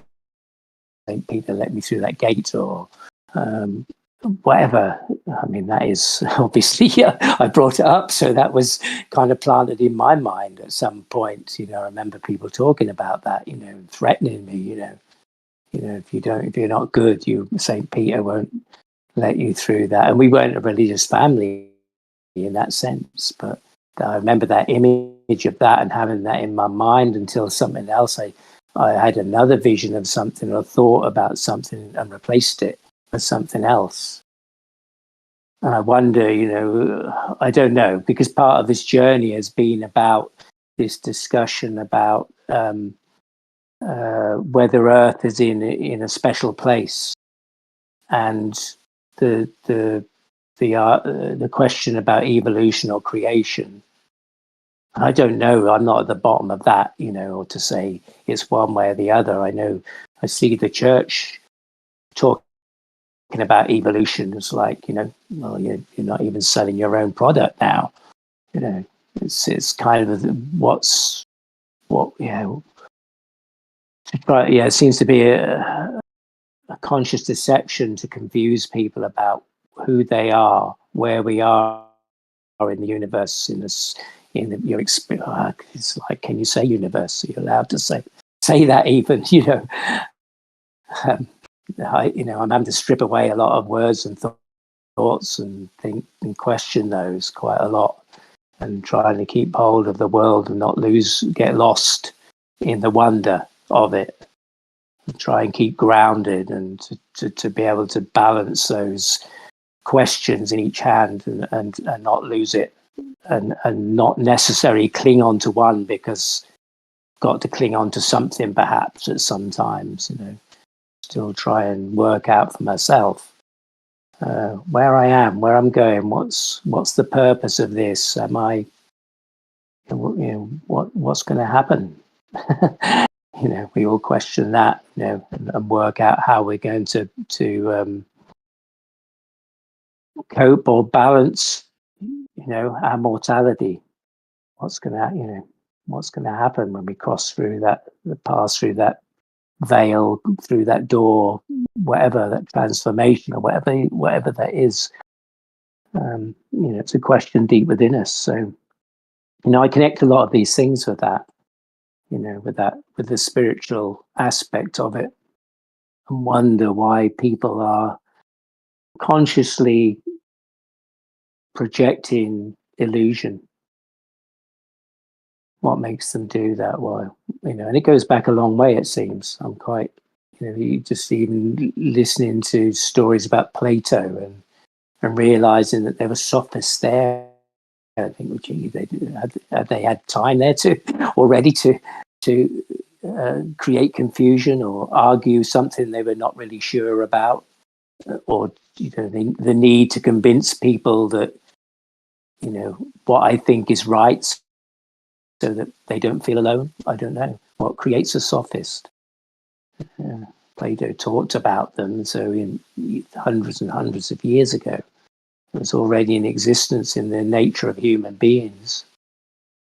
And so I had so many things to say while I was on mute. yeah, carry on. I'm sorry, Bev. I didn't mean to hot mic again. But I did want to say both pastors agreed this was not a salvation issue. They were more just wanting to know truth of creation. It was called a creation debate, not a salvation debate. What creation of a shape? No, hang on. Right. The flat earth side doesn't claim shape. But if right? it's a creation Flat issue, is then not what? a shape. It's not flat either. But I mean, like, yeah, what would I know. what would the That's my creator be contention with this creating program. that he didn't have an idea of what flat was? That to me is the issue, really, the false dichotomy. And you can't I agree. exactly. That's sorry. Sorry, Oh, go ahead. sorry, Rob. I was just gonna say I agree totally. I mean, it still even if you start the quote debate by saying this is not a salvation issue, you're going to have animosity between the parties, between the fellows, the brothers, the sisters in this religion. How does either one call themselves a man of God and do that? That's indefensible to me. So again, we'll listen to it. I'm sure we'll do it, but there cannot be a winner in this. There's no, to me, there's You no should. one that can look good in this. Yeah, I'm No, not. I'm not you're watching Kevin. it You're for the absolutely actual right. debate, right? I'm. There's no way either of them can convince me of either of these things. No way. Through the book of anything, it doesn't matter. Nope. You know, it's the same with like Ed Bear said about Euclid, right? That's just a book wrote. It has nothing to do with the shape of the earth at all. But I mean, one of the books, Euclid in particular, has a particular lot of things to say about shape. I don't know what the other book has got that is deemed to be. I mean, if it's not about salvation and it's about creation, is it about your creator creating either different shapes? I mean, like, who are you to get involved in what shape the creator decided he was going to create stuff in? And, like, why are they speaking upon it? I wish we were going over it right now. Yeah, I've been interested in the psychology of it. That interests me. It's not. Yes. I don't need to be convinced of the spiritual side of it. You know, I've got my own thing going on, and it's a constantly evolving thing. You know, today I was listening to some people who were talking about God as a male, and kind of maybe that standard image of this guy sitting in the clouds, you know, and thinking, yeah, you can't, how can you wipe that from your memory to be able to,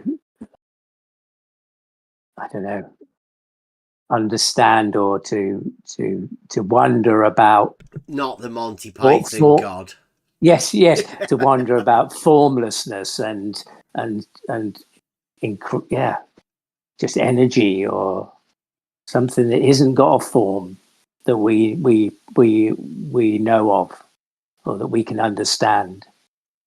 A formless thing, you know.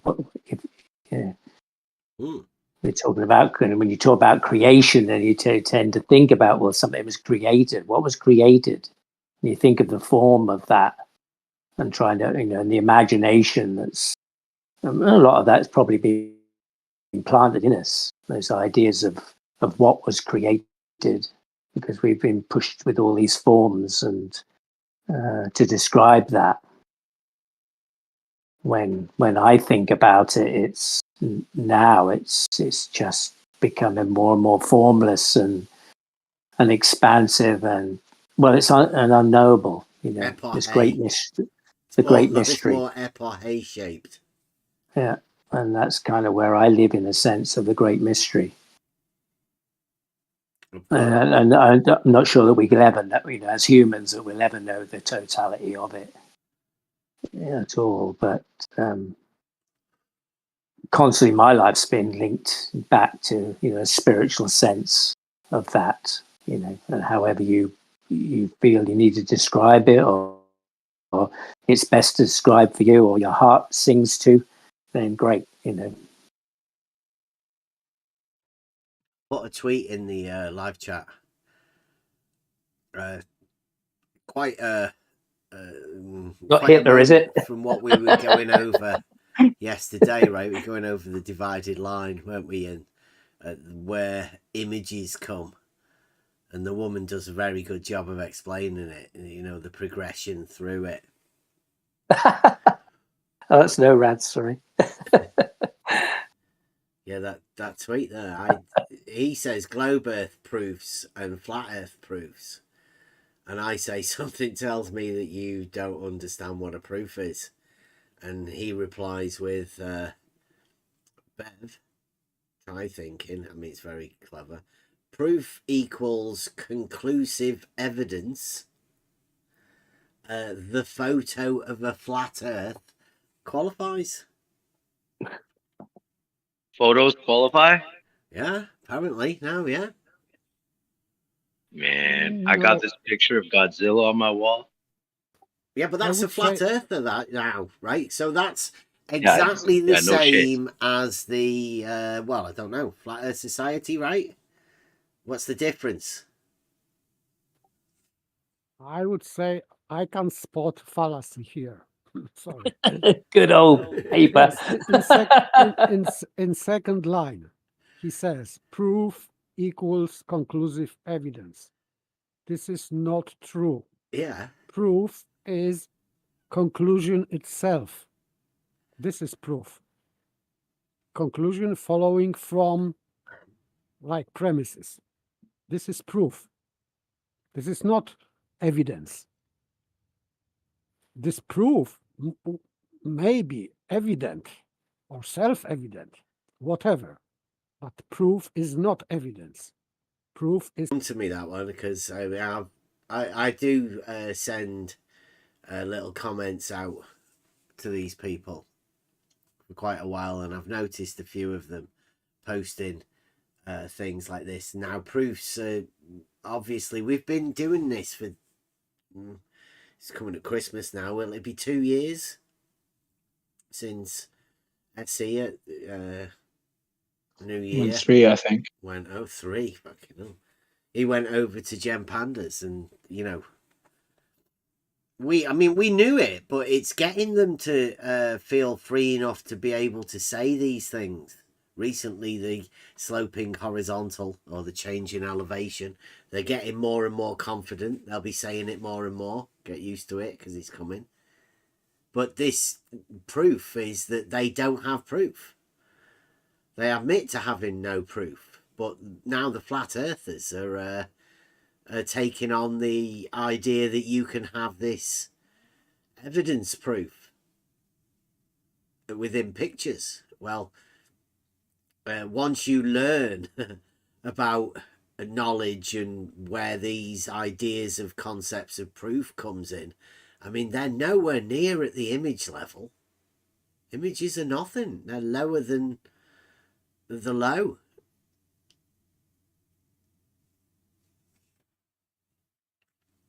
It's second hand at best.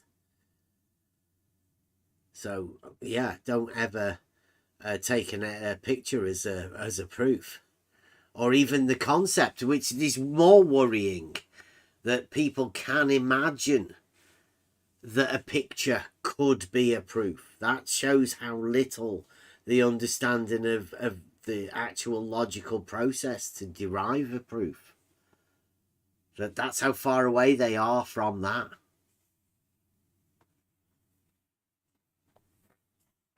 $2023. What pictures are they trying to use, Bev? It's the picture there in the. So it says flat Earth proofs underneath a stock image, I think. Flat World Logic, it's called. I mean, are they like what? Flat World Logic. It's like that's just as ridiculous as flat Earth math. There's no Why is that different ridiculous? sorts of logic. You can't destroy people, a logic within people. You can't destroy anyone's logic. It doesn't work like that. be a stolen concept at best for you imagining that you can destroy logic. Why are you saying the logic's never wrong? Why? How can logic be wrong? Illogical. Well, that's not logic. No, it is oxymoron. Right. So if someone says my logic is sound and you prove them wrong, then they're wrong. No, you are using word sound, so it means that your logic is not sound, not wrong. Wrong. What does not sound mean? Well, you'd be I don't proving know. their I don't logic know. fallacious, wouldn't you? You wouldn't be proving the logic wrong. Their understanding fallacious of the mean? logic. You can say, for example, if you have argument, fallacious argument, it means that he has fallacy. This guy has fallacy in his argument. So his argument is illogical. Therefore, it is not true argument. And this is what you can say using logic. Well, what is not true equal? Not true means false. So I It means don't know. wrong, right? Doesn't not true mean wrong? Yes, of course. Okay, so why are you saying I can't say the logic is wrong? Because logic, it's a tool which leads you to the truth. So, Right. So okay, something that's illogical is wrong. yes, illogical statement. It means that who is creating illogical statement, it means that he is not using logic. He says that he is using logic, but he isn't. He thinks he is. Yes, he thinks, of course, but he is mistaken. So he is wrong. Okay, so I don't know why just a minute ago you said that I was wrong in using the word wrong. You said that you asked question if logic can be wrong. And I said Yes. no, logic, but someone thinking about his logic can be wrong. Yes, I agree. Yes. So someone saying I have a logical whatever, they can be wrong. Their logic can be wrong. Is it logic? You would use logic to show the fallacy. So the logic People use would logic show the wrong. fallacy. Yeah, but people misuse logic every day, right? I've done it, you've done it, this guy's done it. We've all thought we had the most logical idea and it turned out to be wrong. Is that Chris? Yeah. Just give us an example of something then. Give us an example that we could Oh, I don't know. think about that was that would demonstrate what you're saying. Okay. If the Earth is flat, the horizon will always rise to eye level. The horizon always rises to eye level, therefore Earth is flat. That's incorrect logic, though it sounds correct. And people have tried to use that for the flat Earth. Yes, I agree. It is apparent logic. And right, but to them, it's logic. Yes, but okay, but for them, if you put blue glasses, the whole color will be different. But for you, it will be true color because you have blue glasses. So forget that. Forget colors and glasses. Is the logical statement I just said true or false? This one example is false because it is exactly. Yes. It's wrong. It's not logic then. It's not logic then. Right, but people are using it as if it is true and correct logic. That's my point. Yes, so they think that they are using logic, but in fact they are not. Correct. Their logic is wrong. It's not logic. It's not logic. Logic is objective. Logic is objective. Well, what is it then? Fallacious reasoning. Misunderstanding. Exactly. Fallacious reasoning is someone who thought that their logic was correct when it's not. Yes, so that statement, so what you've just said, that some people think that their logic is correct But in fact, it is not correct because you spotted fallacy. Your statement about their logic is logical because you spotted fallacy. So in fact, you revealed some truth about their statement. That's it. Can you confirm if the logical statement is objectively true? Hold on a moment, Paper, though. Let me try and back you up on what you just said. Someone might think that their fallacy is logic, but it is not.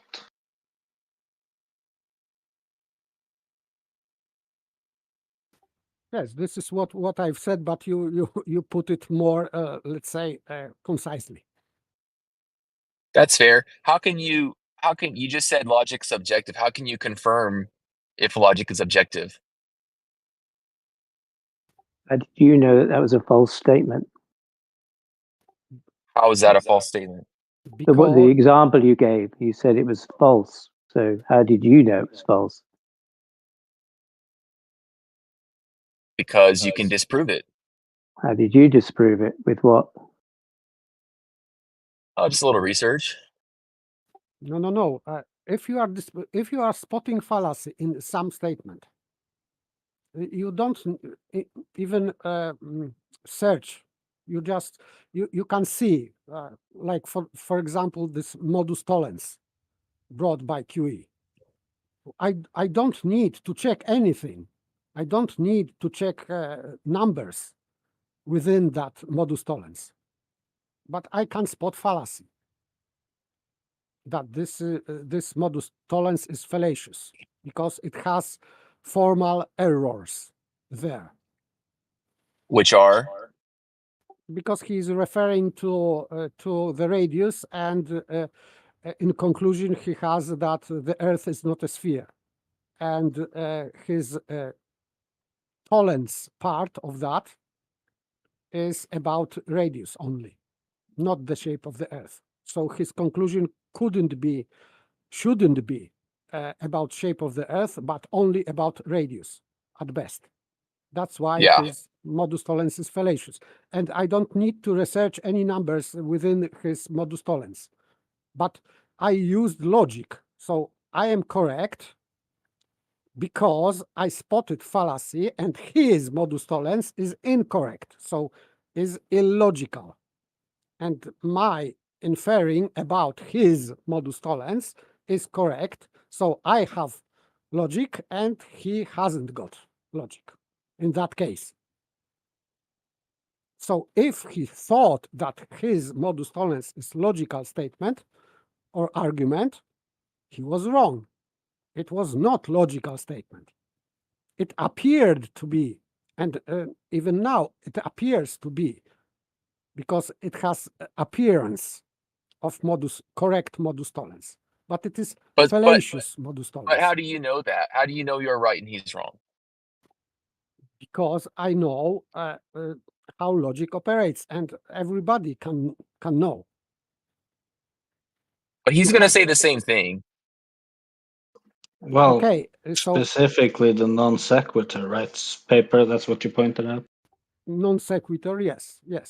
So that's a specific fallacy within logic that you can point out from logic that this is fallacious, it's erroneous reasoning, and hence not logical, so illogical.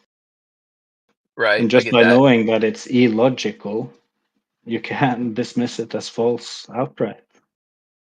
So you're saying he concludes because the radius is larger than what they say, Earth isn't round. You're saying his conclusion should be because the radius is larger, it's just larger. The radius is just larger. Yes, that would be conclusion that the sphere, this Earth being a sphere, has bigger radius. Because it may happen that it has no radius. But this is not in this argument. This argument is not about shape of the Earth. Because if we are talking about shape of the Earth, number of radius is irrelevant. Because if you the argument for the size of the Earth. So it's this. The argument is the size of the Earth. They say that the radius is 3959 miles.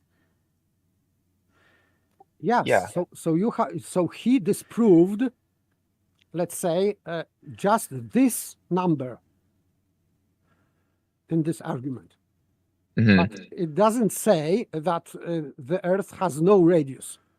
It doesn't follow from his argument that Earth has no radius.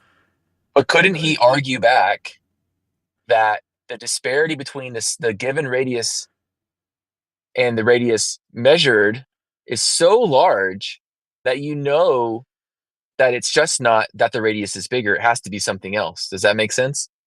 No, it is still non sequitur. Okay, so let me explain. So they say radius is 3959, and if the radius is 3959, Who says? Go on, Chris. Just who says? Who says? Yeah, the Globers. Who? The Globers. NASA. NASA. Yeah, NASA says this. I don't know. Like, it's in textbooks. What do you mean? Who says this? The Globers say it. All academia says it. Okay. I know of a flat earther who says it. Yeah. Okay. You're saying it as well, aren't you? You and the. No, I'm not saying it. I'm saying this is what they say. Okay. So if they say the radius is 3959, and if you do a measurement out to the horizon at a given height, right? I forget the formula, the height times 1.22 times the square root of the height or whatever, you'll get a certain distance of whatever miles is 1.3 miles or 2 miles or something. If you do your measurement out to 10 miles, then the radius is, I don't know the math, I'm not good at math, is exponentially larger than 3959. It might be 30,000 miles in radius, right? Or something like that. So he might come back and say it would be such a drastic difference that none of their math, none of their model wouldn't work, nothing would work. So sure, you can say logically he's debunking the radius, but it's such a large discrepancy that there has to be more to the story than just that they got the radius a little bit wrong. It'd be like, what, off by a factor of like 7, 8, 9 or something? 6, 7, 8, 9, right? Okay, Chris, I agree with you. Yes, it is. This argument destroys this particular model, heliocentric model. I agree, but I am talking about construction of argument, and it is just wrong because in his conclusion, if he was to be correct, he should write not Earth is not a sphere, but he should write as antecedent says. Antecedent was saying if the Earth is a sphere with radius, etc. So in conclusion, he should write the Earth is not a, therefore the Earth is not a sphere with radius, etc. But he wrote only Earth is not a sphere. And this is wrong. I agree with you, actually. Yeah, okay, so we agree. All right.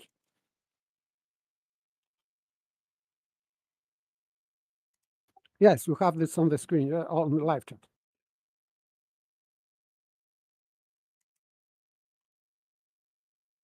All right, Bev, I'd like to talk to you if I can.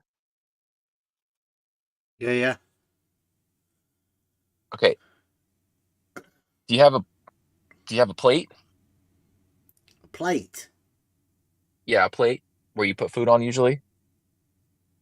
I know of a plate, yes. Okay, so let's say you take a plate that you know of. Are you flat Maybe you have to go to your neighbor's house. But you get a plate, okay?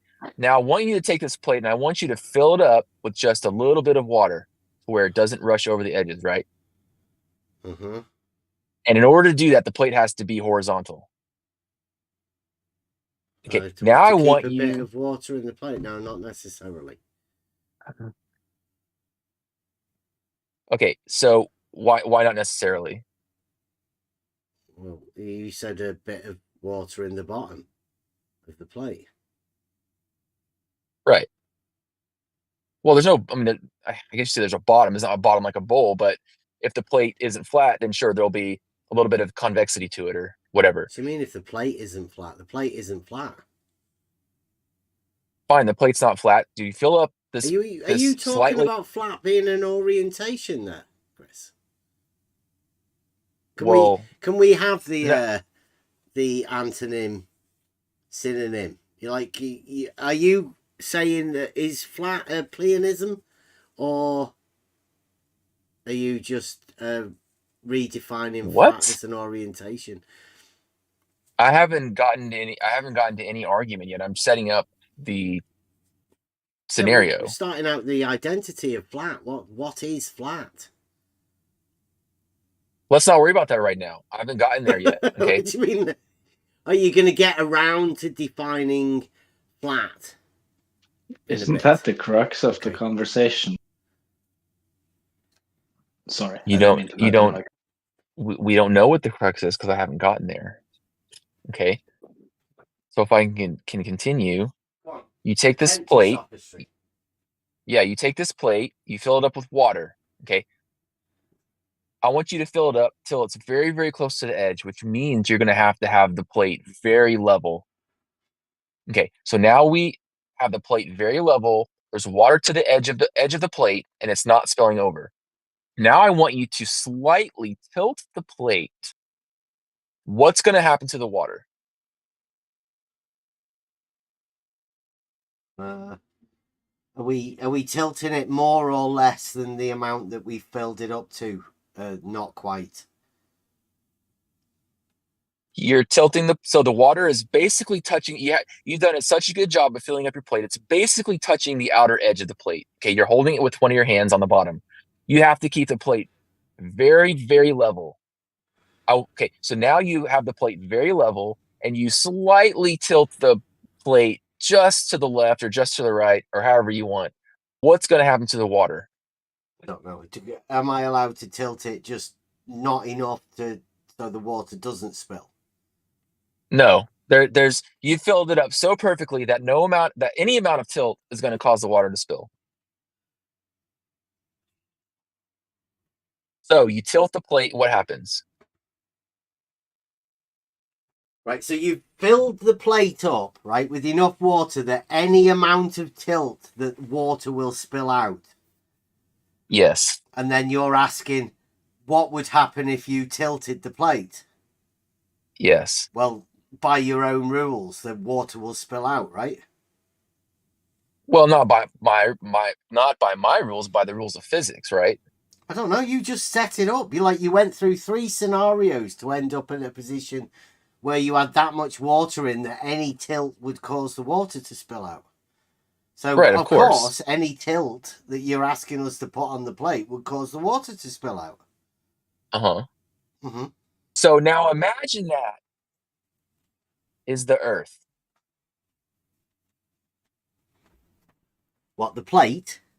Or the water? Yeah, imagine the plate is the Earth. No, imagine the plate's the Earth. You said so yourself, you have a non-flat plate that you put water in, and the water is level. And if you tilted the water becomes no longer level and it falls off the plate. That is my explanation for, call it the shape, call it the orientation, whatever word you want to use for Earth. There's an edge there then, eh? Like clay under a seal.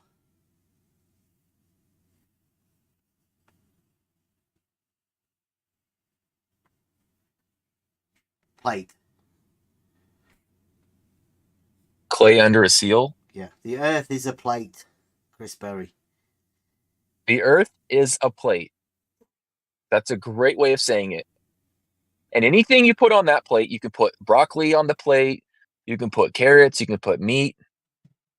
It doesn't matter. It doesn't change the orientation of the Earth. It doesn't change the fact that the plate's level and that it's holding all those things in. Okay?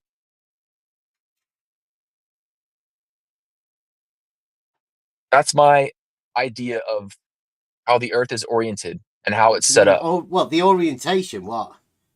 Vertical? Horizontal. Horizontal. Oh, horizontal. Is the plate horizontal or vertical? You're not a pastor, are you? Which part of the plate? The sloped sides of the plate that you are able to put water in. I mean, that's neither horizontal nor vertical, is it? But is the whole of the plate level, or is it not level? Is the water falling, or is it not falling? Well, it would depend upon the thing that you were putting the plate upon, wouldn't it? Not if you don't want the water to fall off. It doesn't matter. You wouldn't level the plate. I mean, where you would be the practical reasoning behind that? Give us the sufficient reason for somebody leveling a plate, Chris. Well, obviously, you're not leveling the plate for any specific reason. I'm leveling the plate to give you an understand to make it as clear as possible so that you can't sophist your way out of this example. I know you understand the example. I know you get it. I talk to you like a kindergartner, okay? The plate is level. The water isn't falling off because the plate's level, okay? Wait, you think wasn't level? Sophist? All right, then. Good luck with that. If the plate wasn't level, the water would fall off, right? Are you proposing an edge? Is that what you're doing? I'm not proposing an edge, no. So. No, I think plates have edges. All I'm proposing is an orientation that you guys, for 3 years now, can't seem to understand what an orientation is, what horizontal is, what level is. Vertical is also an orientation. It is, and I don't think an orientation. Flat is not an orientation. Okay, thank you. Flat is a 2D shape. What? Say that again, Sophist.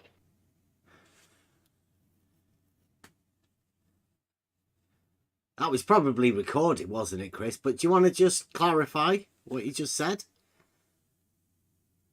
Flat is a 2D shape. Shape, did you say? Yes. Wow. Is a line a shape? Is a line a shape? No. It's not. Flat a shape? It's just a line. Is a line flat? Shape. What shape is flat? Okay, you know what? You guys see, this is exactly why I call him a sophist. You guys take things off topic. Forget that. Let's go back to you're the the one being the sophist. Get that straight. You said it, Chris. Should we just forget what you said? Take a mulligan. Yes. Pretend you never forget what I that, said. but you do actually still think that, don't you, Chris? Absolutely. No, forget I said that. You're right. I agree. You was do wrong. actually think that. No, let's go back Chris? to the topic. It's just like pretend that slipped out. You know, we never actually said that. A sophist is one skilled in elaborate and devious argumentation. When I come here, all I get is what's the definition of Earth? Are you talking about the ground or are you talking about the mountains? Is the air part of the Earth? Is the water part of the Earth? But the water's on top of the Earth, so how can it be part of the Earth? This is how you guys, everyone makes fun of you all. I just have to tell you, I go to gyms, I go to other flat, whatever, okay? Nobody wants to come here because nobody wants to have to deal with explaining things 50 times. And when you explain something clearly, like I explained the plate, you ask, well, what if I tilt it just a little bit to where the water doesn't fall off?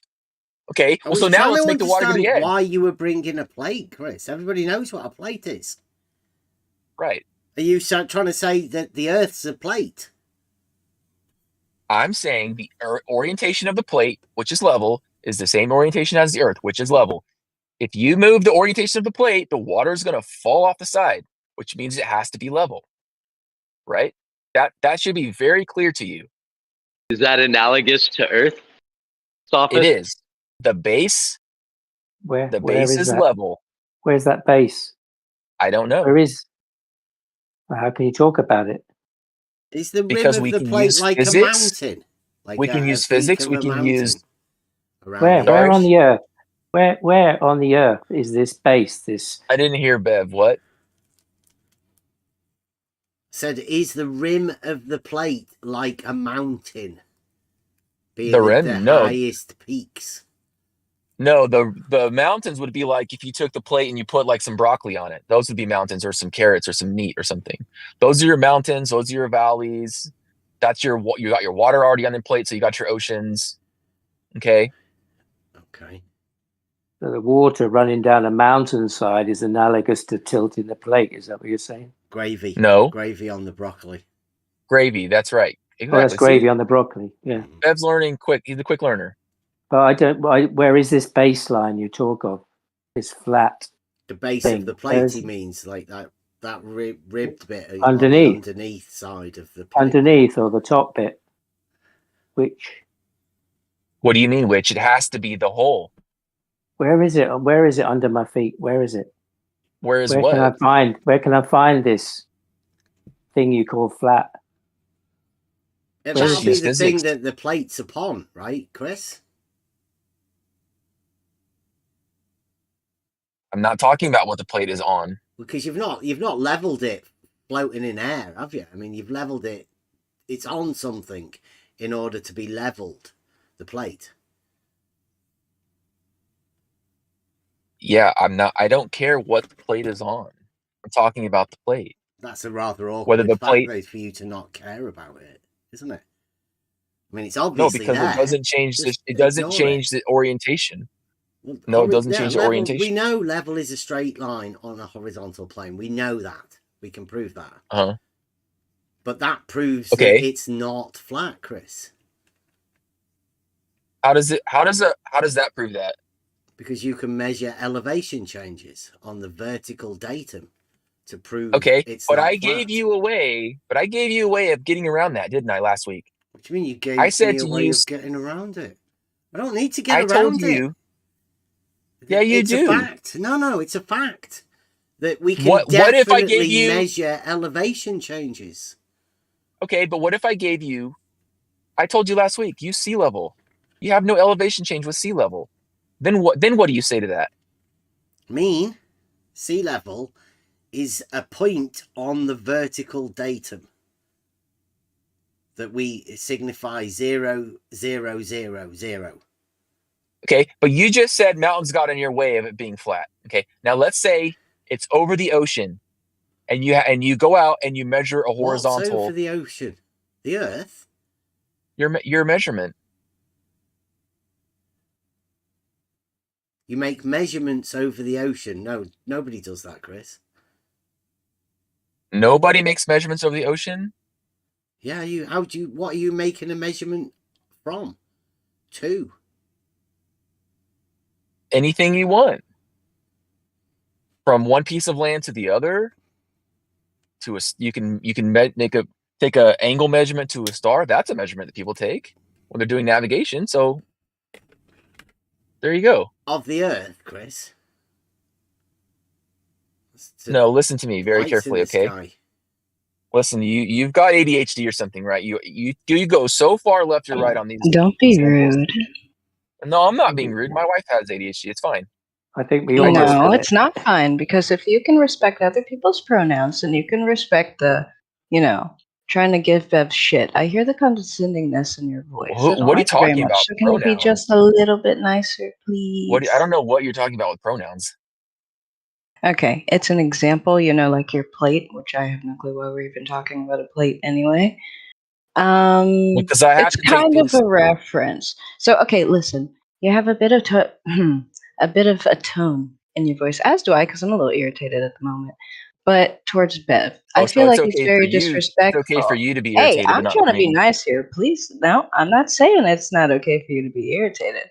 I'm saying before I take it to the next level, I would like to address it properly, that we act like adults here, and y'all have turns to speak, and you don't be condescending to Beth, nor cut me off, little boy.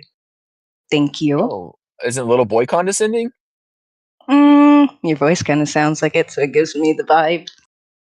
Well, that's a very condescending thing to say. Oh, and by the way, it takes one to know one, right? I learned from you. It's so 4, awesome. 5, 6 times since I've been here. You didn't say anything to these people calling me names, did you? Respect the place that you're in and the person that you're talking to who, obtains it. Well, respect goes both ways. Simple. So if they're going to call me sophist a bunch of times, then I'm gonna say things myself. All right. Anyways, back to the point. So Bev, you said Earth is. Hold on. You said Earth isn't flat because mountains get in the way of your horizontal measurement. Yeah, Is that Earth right? isn't flat because you can measure it to be not flat, Chris. Uh-huh. Yes. So if you go out to the ocean and you go up above the waves, so where nothing's getting in your way. Let's say you're in the middle of the Atlantic Ocean, okay? A vertical height above an Yes. altitude. Sure. Whatever. 50 feet. I don't care. And let's say you shoot out a laser beam, a horizontal level laser beam. Out my eyes. And let's say that.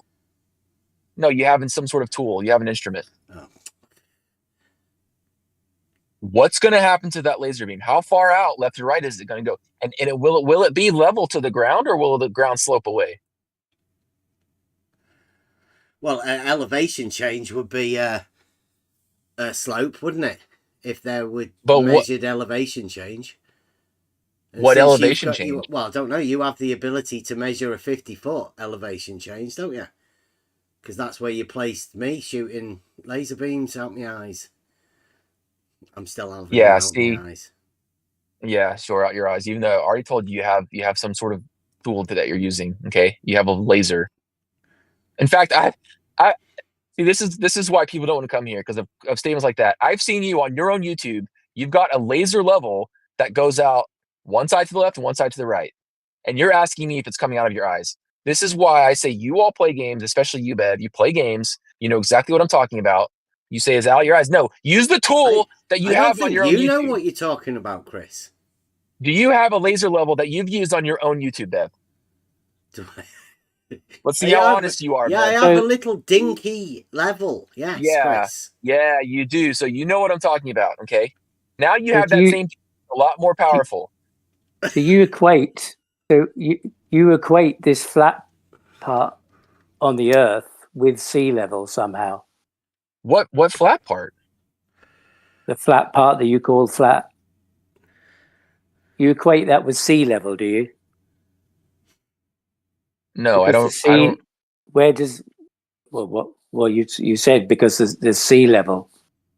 So how is that what you call flat? Is that the flat bit that relates to the Earth, the flat bit of the Earth you're talking about?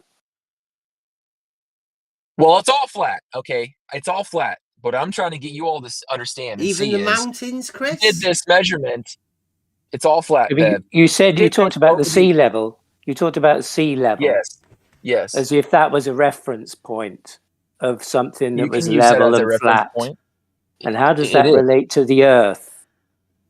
Does that extend into the Earth, that sea level? Is that what you're saying? If the sea is level, then the part of the Earth that the water is being held in. It definitely isn't. Go on, you can say it, Chris. Go on, carry on. The sea level is what? Wait, so hold on. I want to clarify. What isn't, Bev? The Earth. The Earth isn't what? Level.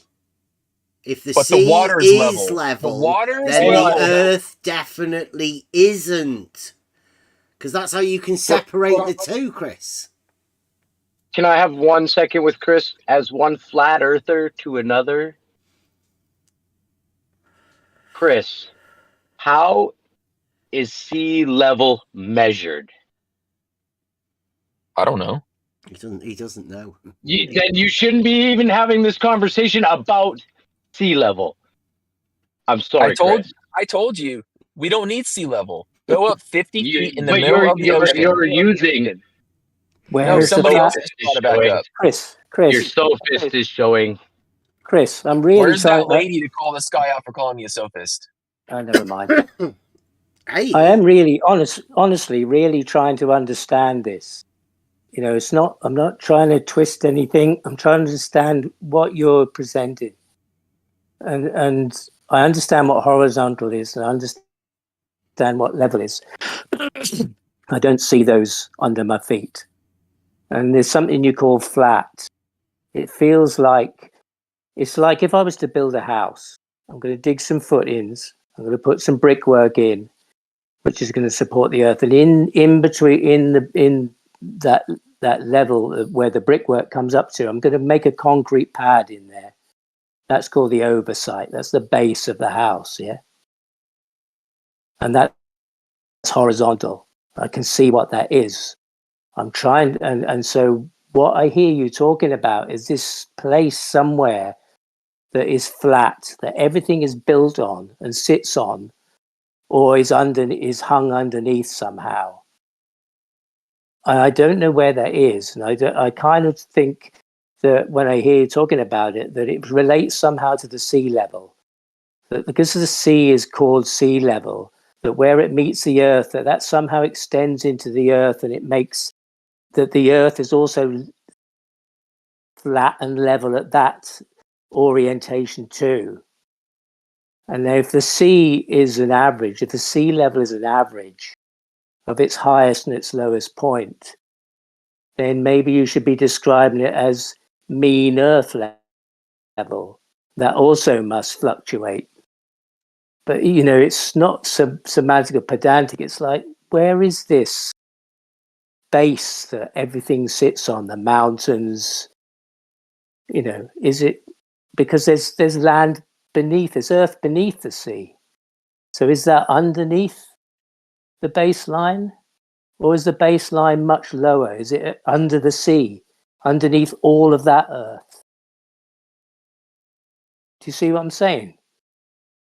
Trying to understand where this is. This did the creator or whoever you might think, did he ever theodolite in the beginning and set out this base and then build the mountains on top of it and dug out some holes for the water to lie in or whatever, whoever that. Are you making Go on. fun of the creator?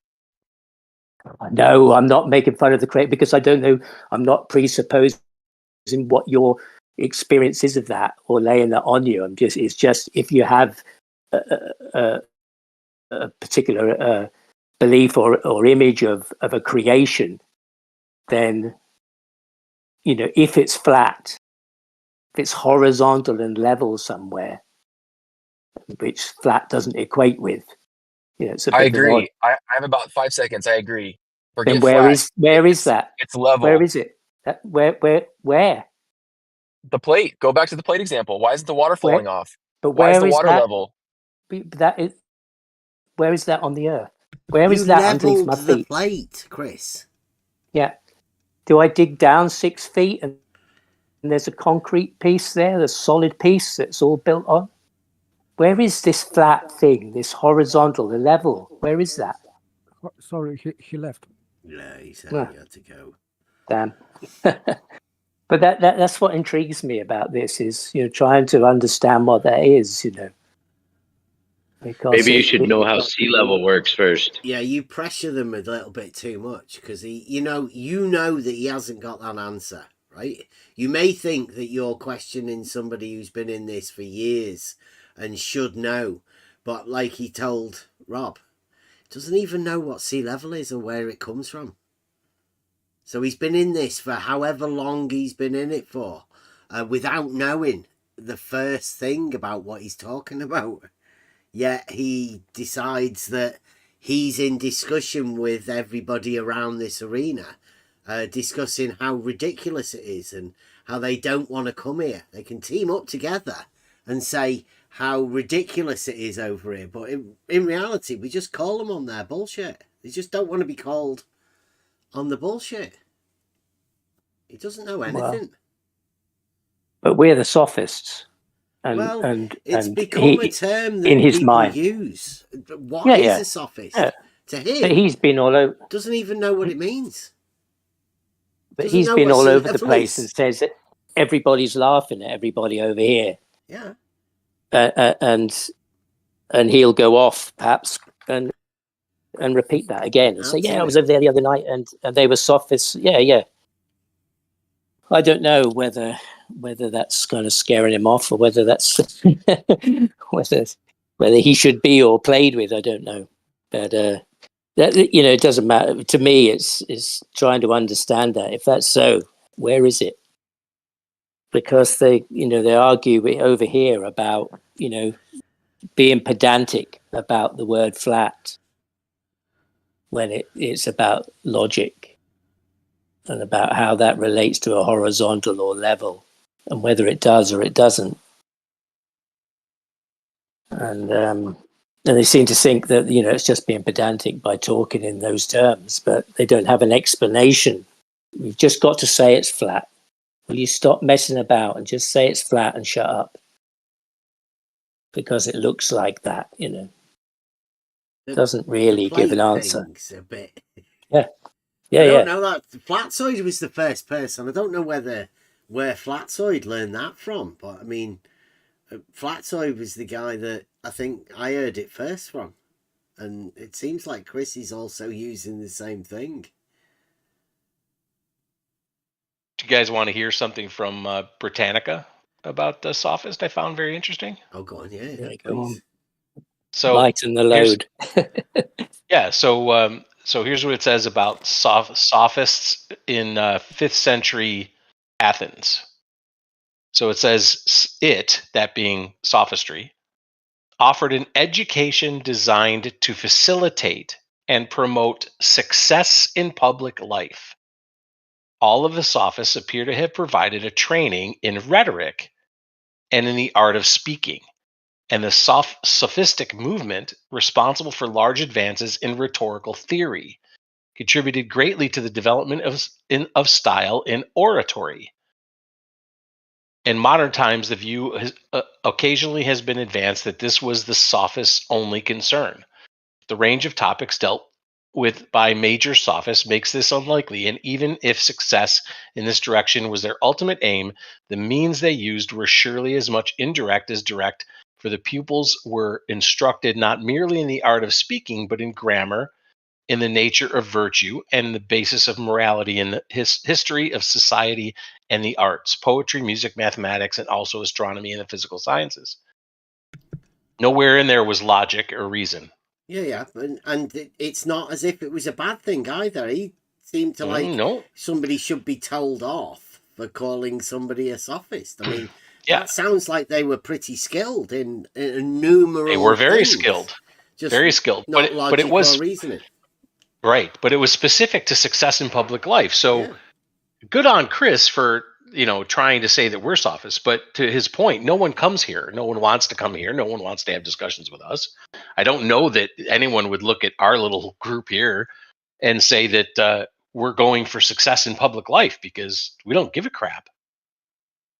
So who's the sophists, actually? Maybe the ones having debates of a false dichotomy, potentially? Maybe the ones that look like they're on opposite sides, but are actually on the same side because they have the same logic and reasoning, which is really none. I don't know. You decide for yourself, but I thought that was an interesting tidbit. Well, their reasoning is they accept pictures as proof, both sides. And that's good because they don't actually have any other proofs. Seems to be a group of people and when I say a group of people, it's like this goes to anybody that really doesn't have any proof and will accept, not having a proof, will accept literally anything, even a picture of something as an evidence that can be considered as a proof. It's 2023. I think everybody should really be asking themselves, what do you consider as a proof?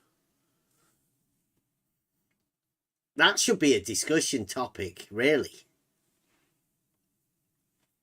Rather than just trying to get people to agree to a preset argument about leveling a plate, then putting water in the plate, and then tilting the plate. I mean, what does that prove? You leveled the plate to start off with. I don't see the point. I think that's where Ed Bear was coming from. It's hard to understand what Chris was aiming at. Like, at what point does he try and relate it to some sort of a part of a discussion? I don't get it. I think that he was trying to defend this term flat earth somehow. Exactly. But it is undefendable as a term because it is just not true. Well, I sort of see it slightly different because I've been in it. It's the way that we were coming from the creator point of view, right? And he's imagining himself placing the plate, right? Isn't that a grandiose sort of That's God. vision? Thank you. Yeah, he's That's looking God. at the plate and setting it up Creator. and saying, this is the earth, right? Yeah. Yep. And wanting me to agree to his proposal of this plate being the earth. I thought the same sort of thing when Flatzoid was doing it. Well, it represents his model, doesn't it? I think that's so, a representation of it. That's it. So that's why I said, are you proposing an edge? The problem is that if we are talking about creator, so creator created natural world. Plate is not natural world. Mm-hmm. And creator didn't create a model. And plate served as a model for Chris. So it is really not good analogy to do that things. Because God didn't create model and plate was made, man-made. This is man-made thing, not God's made. Because if we are talking about creator, we know that it is creator that created something from nothing. And plate was not created from nothing. Yeah, a man-made element, as Brenda would say. Yes, so it is just, and this plate, which is a real thing, I would say that it is a real bad model for creation of God. This is just silly. Sorry. Yeah, but I mean, like Chris, as in, they don't give him much in order to come in here and argue, right? So he was doing that off the top of his head. And because they don't actually have any proofs or anything, they're sort of forced into this. I mean, we call it sophistry, but it's pretty weak. Yes, and he asked, I think, Erdebear or Rob, I can't remember, that if he's mocking God. I would say that this one who is making model of a plate and trying to compare it to real creation is rather mocking God than it was Erdebear or Rob. Hey, yeah, paper. It's exactly like the pot calling the kettle black. It's exactly like the debate that was on the other night, like calling somebody a Bible denier when they actually explain the Bible, and then you call them a Bible denier while denying what the Bible actually says. Yeah. Not good way to argue for creation. If Chris is creationist and he's trying to defend God, I would say that bringing this plate as an argument, so it is not good defense of creation. Well, I don't know. We've been around this arena for quite a while, and conversations with people like Chris are always very similar. I don't know where Chris is coming from. I don't ever think that I can communicate with those sort of people, and I don't know why. Because we seem to do really well in here, and more than really well actually, because so much is learned through the conversations that we do have. By me. I mean, I'm not necessarily speaking for anybody else. I can't know what anybody else gets from it, but I do, definitely. learn from every conversation that we ever have. But I don't really get anything from people like Charles or Chris Berry. I don't really get what the hostility is. Was he fairly fresh to it then? I mean, it seemed as though, I presume most people who've got a voice and come over here or, been around a bit, Yeah, you have So to have been to be able to come. So I don't know whether what I was asking him was too far ahead, really. I kind of, because that's what I hear. That he should be able to answer, right? He's been in it long enough to have heard those sort of questions, but I don't know. I don't know whether other people ask those questions or whether they always get triggered whenever they hear people asking those questions. Yeah, it's really important to me. It is. I say I haven't been on this journey long. It was, to try and work out what it is. Then, like you were saying to some people the other day, if you can falsify both sides of the argument, what's left? What is it? And that's exciting and intriguing, that bit. What is it?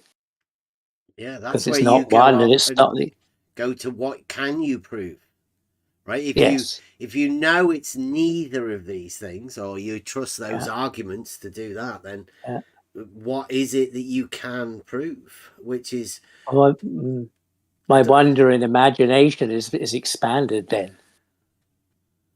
It becomes really massive. Wait till you get that first proof and then place that as a lemma and then see how much that expands. Yeah. That's like a proper exponential sort of. Yeah, I mean, I guess the argument doesn't really matter. I can get to the place and just be on my own with it, and just work it out and think, okay, this is where I am. Doesn't matter whether I speak to anybody about it or not. Don't have to. People are going to come and try and convince me that it's got to be this way or that way. Well, if I come across those and I want to spend time on it, I can. But we have the communication. This is the thing. This is the interesting thing, the communication. And like you said, when you share things with some people and you learn something, you refine your thought about something, your reasoning. You learn some new things, you question some things that you thought, then you grow. You don't necessarily do that on your own so rapidly and so well. Maybe you can get stuck on some things on your own, but in the end, I'll end up with an experience of something, and it's neither of these two pictures that have been told in this in the Colosseum here. It's neither of those, and that's very interesting. Yeah, you're free to put something there yourself, right? Yes. Once you've took these things out that you've been given without you actually realizing, then you realize that there's a whole world out there for you to replace it with. And it alters the spiritual aspect for me as well. It changes a lot of things that I couldn't give you words for, couldn't explain. It's just there's something that's changing. And it has to do with mortality and thoughts of that kind. Much deeper than this foundation I'm looking for that was maybe put there and everything was built on it or hung underneath. It's not that. That's the exciting part, really. The unspoken stuff that grows inside you. Yeah.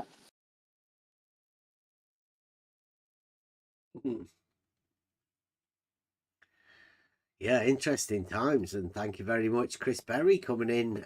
Model Affliction Monday. Yeah, thank you. What would we be without him? Obviously, model afflicted with the flat Earth.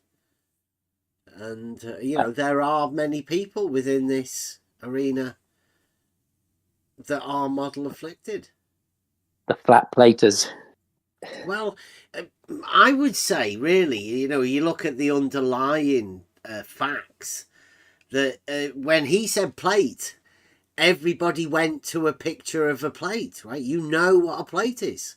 The identity of a plate was already there. Now, whether it was a square plate or a round plate or whatever plate you've got in your cupboard, you pictured a plate. That model that you had for plate was something that you placed there.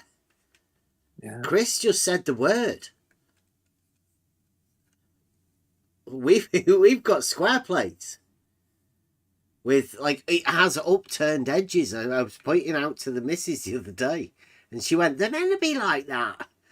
I went, "Oof, that's the first time Eat I've the water in. Bev, what you just described, Bev, is the power of neurolinguistic programming. Yeah. It's exactly that. Yeah. Well, that's the model, it's isn't an it? it's an enthymeme for the mind. You make a statement, and then the person from their own experiences or whatever they have. Like you say, you have square plates. I do as well. Square plates. It's like they fill in that, and that's supposed to become some sort of truth in reality. Yeah. But that's the model affliction. Like, whatever you placed as the plate, that was the model you have of plate. That's how easy it is to become afflicted by this model. And the power of Kev says, the suggestion. But it's the model you already have that you picture as that plate.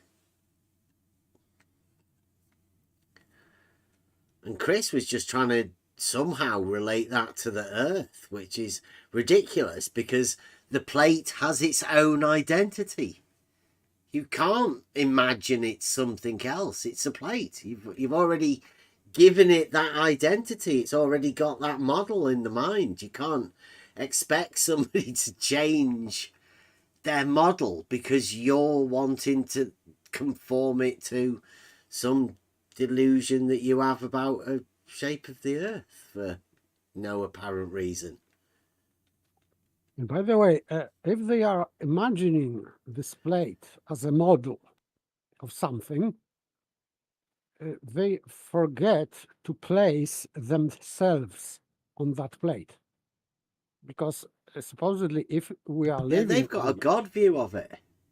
Yeah. But if they would place themselves there, perspective will be different. So I would say that they couldn't describe the Earth being plate that they live on as a plate. It's a bad analogy, isn't it? Like, yeah. That's about the best you could say about that entire thing that he came with. It's just a pretty bad analogy for something that I don't think anybody knows how to express. There can be no rhetoric for a not that, because you have to place these pictures that people have and make them construct these images. Well, if it's a not that, how do you do that? I don't think it's not possible. So the sophist ends up trying to get you to imagine how they've imagined something that can't be imagined. It's like an impossible task. And well done, Chris, for attempting it. There won't be many. I gotta make a phone call, but I'll be back. Okay.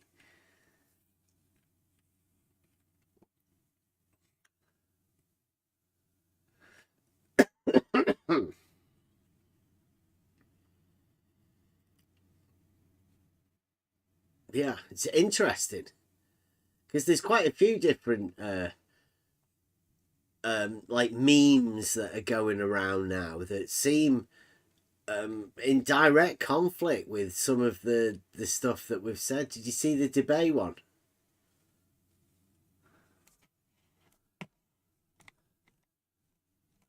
Where was that?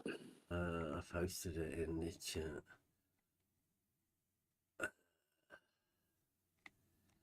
Wow, you guys have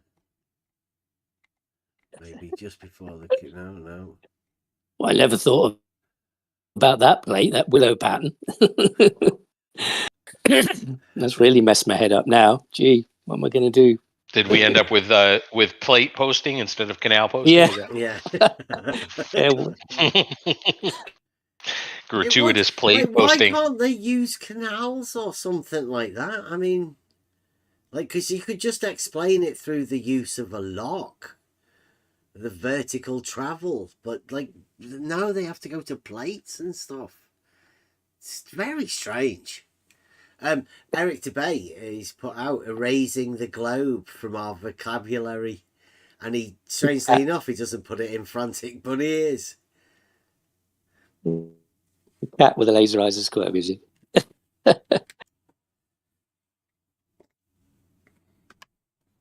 So, I mean, like, isn't that one of the first things that you learn on the level?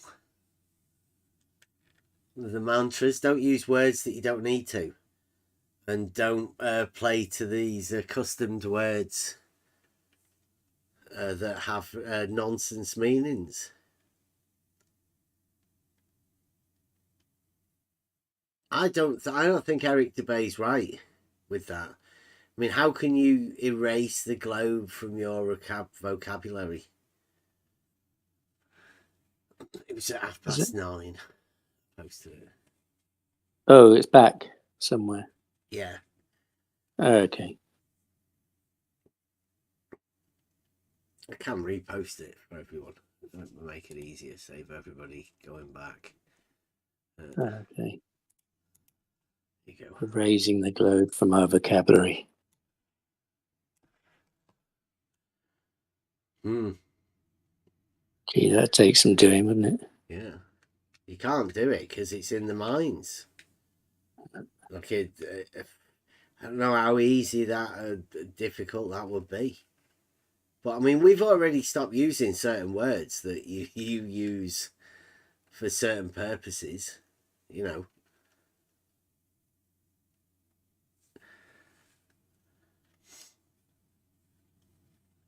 He's most fighting the good fight, though, in the background. Yeah, they're always a little bit late. I mean, late or just off the mark. You know, you should learn about the identity and the laws of logic, the laws of communication. Yeah, because he came with an illogical argument, claiming that it was logical to those who were making it because they didn't know any difference. They didn't know it was illogical. They just said, well, it's logical to us, until they meet somebody who questions their logic. Say the illogical argument is logical. Right, yeah, it's a common term because you'll hear it. A lot of people say, by your logic, that means, right? And they think that's some sort of a logic thing. And they hand off this logic to other people. And then they think it's got something to do with, you know, my logic's better than your logic, and my logic proves that your logic was wrong. And I don't know. It's just sort of, along with the debate disappearing and this backwards and forwards of argumentation. I would say that they use that word logic instead of argumentation, but still they use this word as argumentation, which is not argumentation. So it is double false statement, let's say, because they think that argumentation is something else than real argumentation, and this false argumentation they call logic. So it is really a mess. But in fact, logic is correct thinking with grammar, with consistent and leading to knowledge, to conclusion. This is what logic is.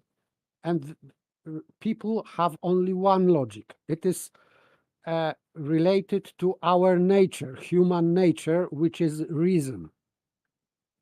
So it is related to our species. We are rational animals, and this rationality is logic. And by the way, rationality becomes from ratio, ratio, so proportion between things, because we are using logic using comparisons. So we are comparing different things, and we can find similarities between them and differences. When we find differences, we are creating, for example, species, because we create species when we are finding special difference. This is called special difference. For example, special difference for humans from another species of animals is that we are rational. Because other animals, which are in some species like cats, dogs, horses, etc., we are animals like them, but our speciality is that we have ratio, we have reason. And when we find differences by comparison, then we create special differences and we create species. Then we can discern between things. We know that cat is not a dog because of their special differences. We know that man is not a cat because of their special differences. But first we need to compare things. So we are putting two species into ratio. And sometimes we can find similarities. It means that they are in the same ratio, 1-to-1 ratio, for example, and then we can equivocate them. So we can find similarities, identity, and differences, because we are using reason in that manner. We are creating proportions between things in our mind. And this proportion is also called ratio. Sorry for lecture. No, it's good. You're like the guy on Pointless who explains all the detail. I appreciate your paper. That I do, with who you are and what you explain. Thank you. We're going to rename the room here. It has been the Agents of the Logos, but I think everybody understands now where they fit into this, and I guess we're all agents of the Logos, because I mean that's all we're trying to do here is just have a conversation. So we're going to rename the room to Symposium. You see that? Does everyone know what the symposium is?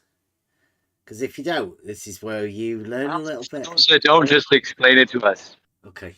So the symposium means, obviously, there's a few different definitions, but you might have heard of it. It's one of the Plato plays called the Symposium, and it's about a meeting.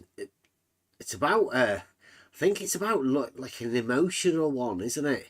About love and stuff, and it's about the symposium. So the symposium, it says one, a carnival party as after a banquet in ancient Greece with music and conversation. So I mean, we do have that, music and conversation. A social gathering at which there is free interchange of ideas, which everybody is free to discuss whatever in this on the Level Discord server. Or number two, a formal meeting at which several specialists deliver short addresses on a topic or on related topics. That's also applies, right? We do have certain specialists that can speak upon their certain specialist subjects. In fact, there's many. And a collection of opinions on a subject, especially one published by a periodical, or a discussion. Quite fits what we do here, right? And would open it up like that. No problem. But if you want to preserve original Greek word, that would be not symposium, but symposion. O-N. Originally Greek, symposion. Okay, well, what about this one then? Is the other one. Oh. Colloquium. Which is I would say that usually academic meeting at which specialists deliver addresses on a topic or related topics and then answer questions relating to them. That could be like a special day, couldn't it? But do you reckon that, like, because we have you've heard people say, oh, that's just a colloquial meaning, right? Well, this is a colloquium, where people talk about specialist subjects. So sort of changes the meaning of colloquial, right? Does it? Yes, but yeah, for example, in Polish, it works a colloquium. So this originally Latin word, but now it's working like in university. It's just a test or passing test or whatever. It is called colloquium. Yeah, it's like a dissertation, sort of an end presentation type thing, where people can, question you upon it. That's the ultimate challenge, right? For you to be able to have a specialist subject and come and present about it and then have people ask you about it. Isn't that also what we do? Yes, in some way, I would say. But I personally, I like more symposium. Yeah, I do too. This would be for special occasions, right? But if somebody wanted to come in with a specialist subject, or anybody that wanted to, come and challenge anything, they could come and challenge under this sort of thing, couldn't they? Asking questions and all of that. So I think that's what we're going to be changing this to, and then we're going to be playing a lot more games as well. Because that was pretty good at the weekend. Anybody watch any of that? We did go live. We did do the first ever joint Xbox and PC world boss on Ark. It was quite good. I'd say that was historic, and I think anybody involved should be proud of themselves too, apart from the crash. But so if anybody does want to come and help us play Ark, you can come and join in. Massive community on the level Ark Ascended players. We had 9 people on one boss fight, on 2 boss fights. So yeah, open for free discussion of whatever your model is. It doesn't really matter. Come in, talk about it. You don't have to defend it. You can sort of praise it if you want. Come and impress us. Or just come for the conversation. It doesn't really matter. I wanted to say one quick little thing about your Ark. I did watch some of your video. It actually looks like World of Warcraft type deal. I watched like you guys all gang up on this big monster with some elephants. It was actually pretty cool looking. Yeah. I don't think I you don't can ha- I call them don't have- elephants, but I mean, you know. Yeah. No, I know, but I don't know I'm an their outsider, actual name right? because I call them elephants. I did watch. Yeah, I did watch for a bit. It looked like a lot of fun, to be honest. It is. It's a bit of a way to get away, a quick escape, and it's not like there's no pressure under this game. It's one of them ones that you can just sort of take at your own pace. And if you want to stress test your PC, come and join us on Arc. I will also say that the while it is a game, the quote world unquote is very much not flat. Yeah, there's loads of mountains, isn't there? Yeah. There are barriers as well. Yeah. Mm-hmm. So yeah, kind of like an ice wall. And it is dinosaurs in space. So I mean, you know, it is fun though. Yeah, it's a game, and we can all just get along playing a game. I'm glad you didn't show the third battle where half of us got our asses handed to us. Other half. I was streaming it. They all watched us go through it, no problem. Oh, I thought you only got the first two. No, I was on the top of my elephant. Yeah. All right. So yeah, it was good. But I mean, more than that, it was historic because we've got the Xbox and the PC playing on an open world modded PC server. Very cool. That is for us. And then hopefully the PS5 is going to come as well. So that'll be another one that will be a first to have all three. Can you imagine Xbox and PC people and PS5 playing together? I mean, that's how you do it. They've always been rivals. I mean, they'd normally be shooting each other, wouldn't they? Yeah, that's us bringing people together. Yeah, that's how we do it. Yep. Through the game. So, yeah, if anybody does want to come in, come on, just come in for the gaming, come in for the conversation, come in for whatever, right? If you're curious about what we do. Maybe, like Ed Bear, somebody's been telling you to not come over here, and you can't imagine why anybody would say that. Just come over and sit in for a bit. It may seem a little bit strange, and the bot might have a go at you for saying, typing things. Oh, Chris reinforced that, didn't he?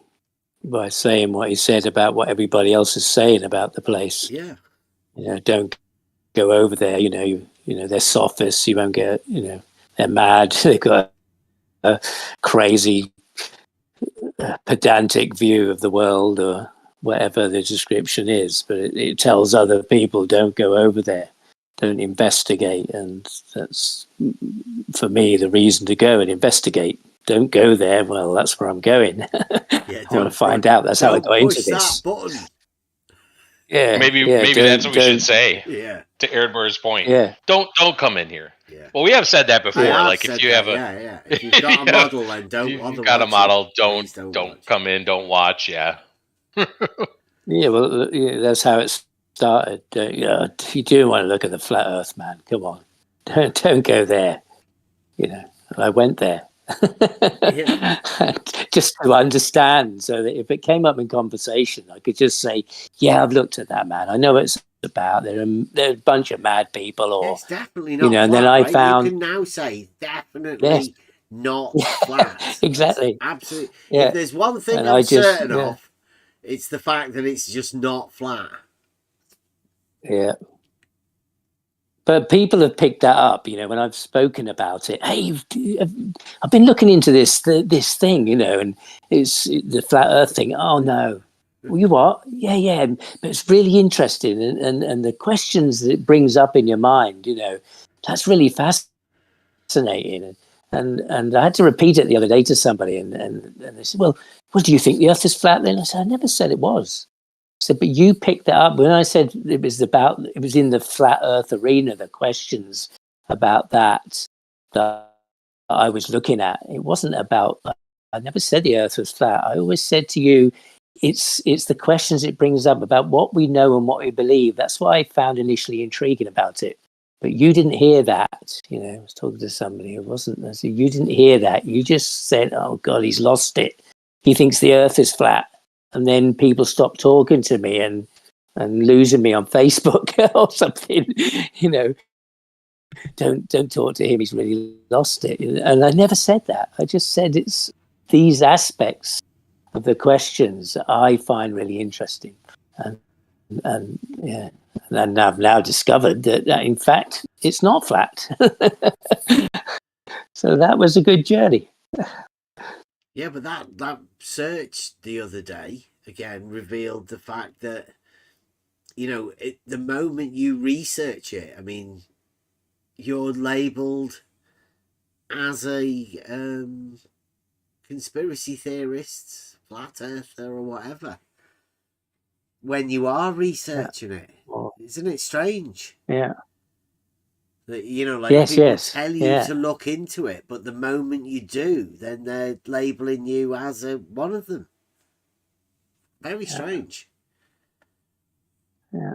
And it does become hard to tell people that it's not flat. It's like, but when you looking into it, it's like you're allowed to say it's not flat, surely. And we do, and we get on well with all sorts of people. Rob and there are people that you can actually talk to about reality, without it entertaining these. I don't know. It's just this arena. People seem overly fascinated or overly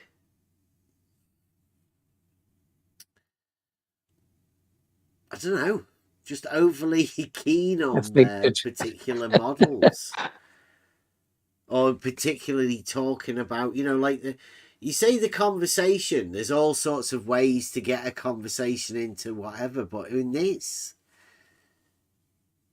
they want the conversation to be about the shape of the Earth. It's hard to stop them. Yeah, and with what's occurred over the weekend, as well as being told you've lost it because you think the Earth is flat because you just went to look and see what people were talking about, it could very well be labelled a Nazi now. Well, that's been coming for quite a while. I think I think Brenda's called me that before, anyway. And I never understood why. About.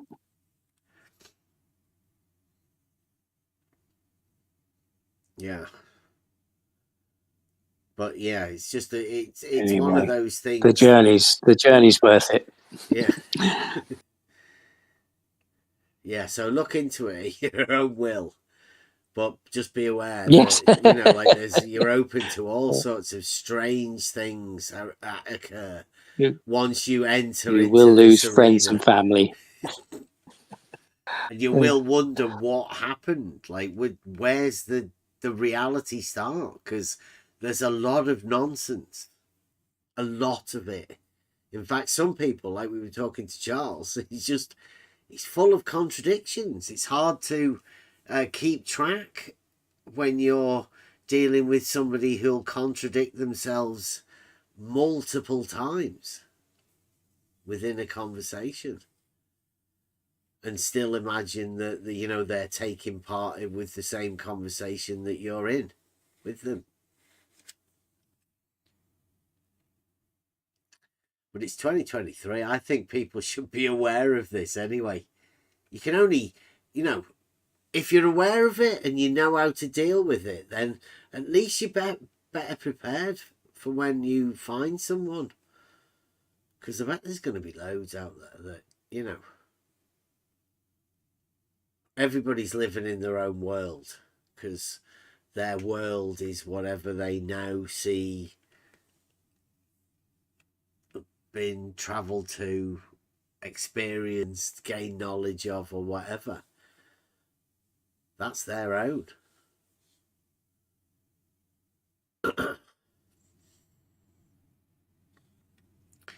Gonna be tough. Yeah. But which I think is But there why is a we way need to- through. yeah, we need to be able to talk to, and if you do want to come, if you feel like you're one of those people that's lost, don't know where you're meant to talk to, having trouble trying to talk to people, just jump on Discord.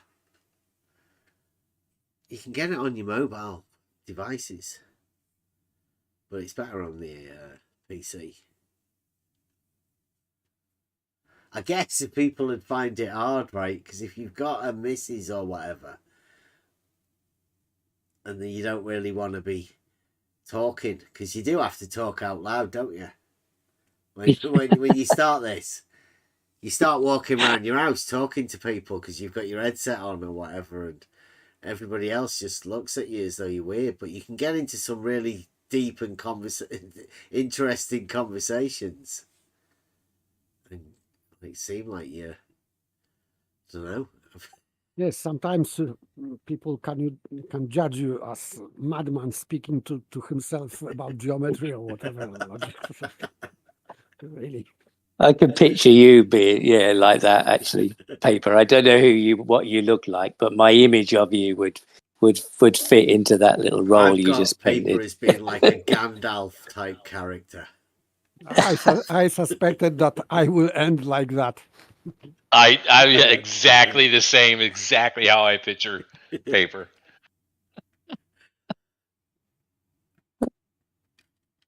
Yeah, it's interesting the images you paint for yourselves from a voice and yeah, that's it, a voice.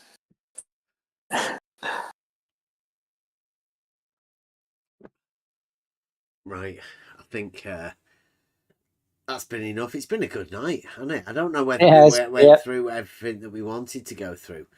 We are going to have to sort out going over the Hillsdale pretty soon again, I think. Just for anybody that didn't get it last time, we will be starting with the Hillsdale. Now, last time we did it as a members only type thing. Obviously there was quite a few people that came into the Discord to go through it with us, so maybe that's the best place to do it and the best way to do it. Now, I don't know whether it needs to be recorded this time or whether we'll just go over it as is. It depends whoever wants to come in and get involved in it. We'll check, see what how it goes over, but not everything has to be recorded, and there are some things that are a little bit more personal, and these philosophy things, at least for the start, it might help that if everybody has a free conversation without us putting anything on record, and then at least we can open up the symposium as that's where we can discuss these things in there, and people will understand that that's sort of a little bit more open and for recording or whatever. But I think it's about time now. This model thing's ridiculous, and we may as well just start talking about reality and dealing with the false dichotomy. So they're going over the philosophy course. Please come and get involved in that. Join the Discord.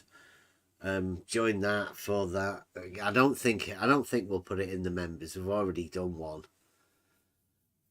This one will probably be a bit better.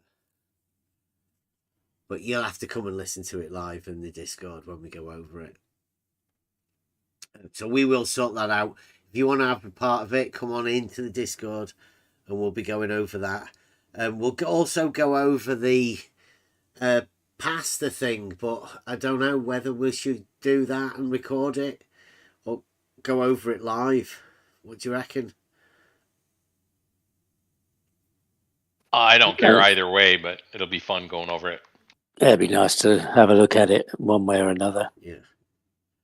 Well, when do you reckon we could? Pardon, do you reckon we could do that which Wednesday? thing? Sorry. What thing? Because I haven't heard correctly. I think The pastors debate. Yeah. Oh, The okay, flat- okay. Flat Earth, Flat Earth Jesus versus Globe Earth Jesus. Okay. Bring your machine gun Yeah. paper. Yeah. So we plan to do that Wednesday then? Wednesday sounds great. Yeah. Okay. Yeah, Midweek. papers on security.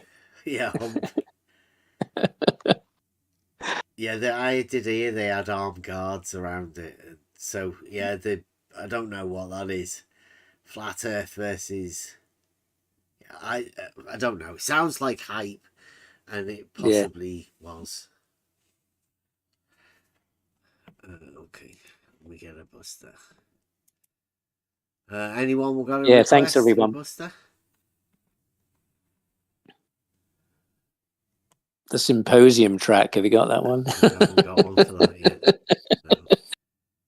I might have to do another one though. One of the tracks. Yeah. I don't know. We've not had wisdom for a bit, have we? Okay, thank you very much for watching. We will be back Wednesday. I think I'll have another day off on Tuesday gaming. But all Discord's always going to be open. I can't push it enough. On the Level Discord's one of the best places for opening up your mind, clarifying your thoughts. See you Wednesday. Thank you. It is probably the single most important mathematical idea of all. The notion of proof by circle and line or ruler and compass construction means that geometry can be known about in a way that is different from knowing about physical things, and so makes geometry epistemically differentiated. Furthermore, starting from circles and lines alone and constructing a relationship using circles and lines alone makes the conclusions certain in a way that nothing else was at the time. In geometric reasoning, the argument and the conclusions were made supremely clear and evident to the senses. Indeed, the concept of proof, a mechanism that gave a warrant for claiming geometry to be perfectly and absolutely true, made geometry the very paradigm of what we mean true and certain knowledge to be. In effect, in our understanding of nature, true means true, like geometry is true. Come go with me. Open your mind.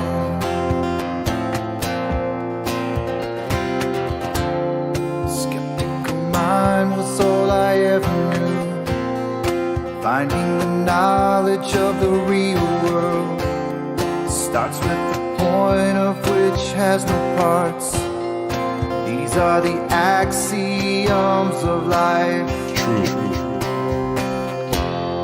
And I take my chances with the old ways, finding the proofs in geometry. Perfect. And I don't care what all the sophists say. I find the proofs in reality. 'Cause they were right. We call this We know that they were right. true. We call this proof. Like geometry is true. Starting with circles and lines alone, constructing the nature of what's known. We call this proof. Conclusions are clear and the evidence seen. This 3D space works perfectly. And I'll take my chances with the old ways, finding the proofs in geometry. And I don't care what all the sophists say. I'll find the proofs in reality. Like geometry is true. Absolutely. And all around you is sinking sand. You'll have a place on which to stand. Foundations were already built for you. Absolutely. Open your mind,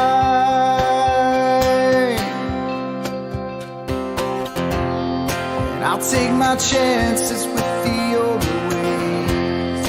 Hearing the words of what the ancients said. They say my words sound like sorcery, but there's wisdom in all honesty.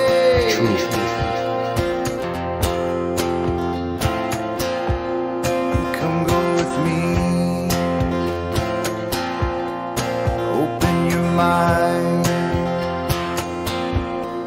Come go with me. We'll find the truth.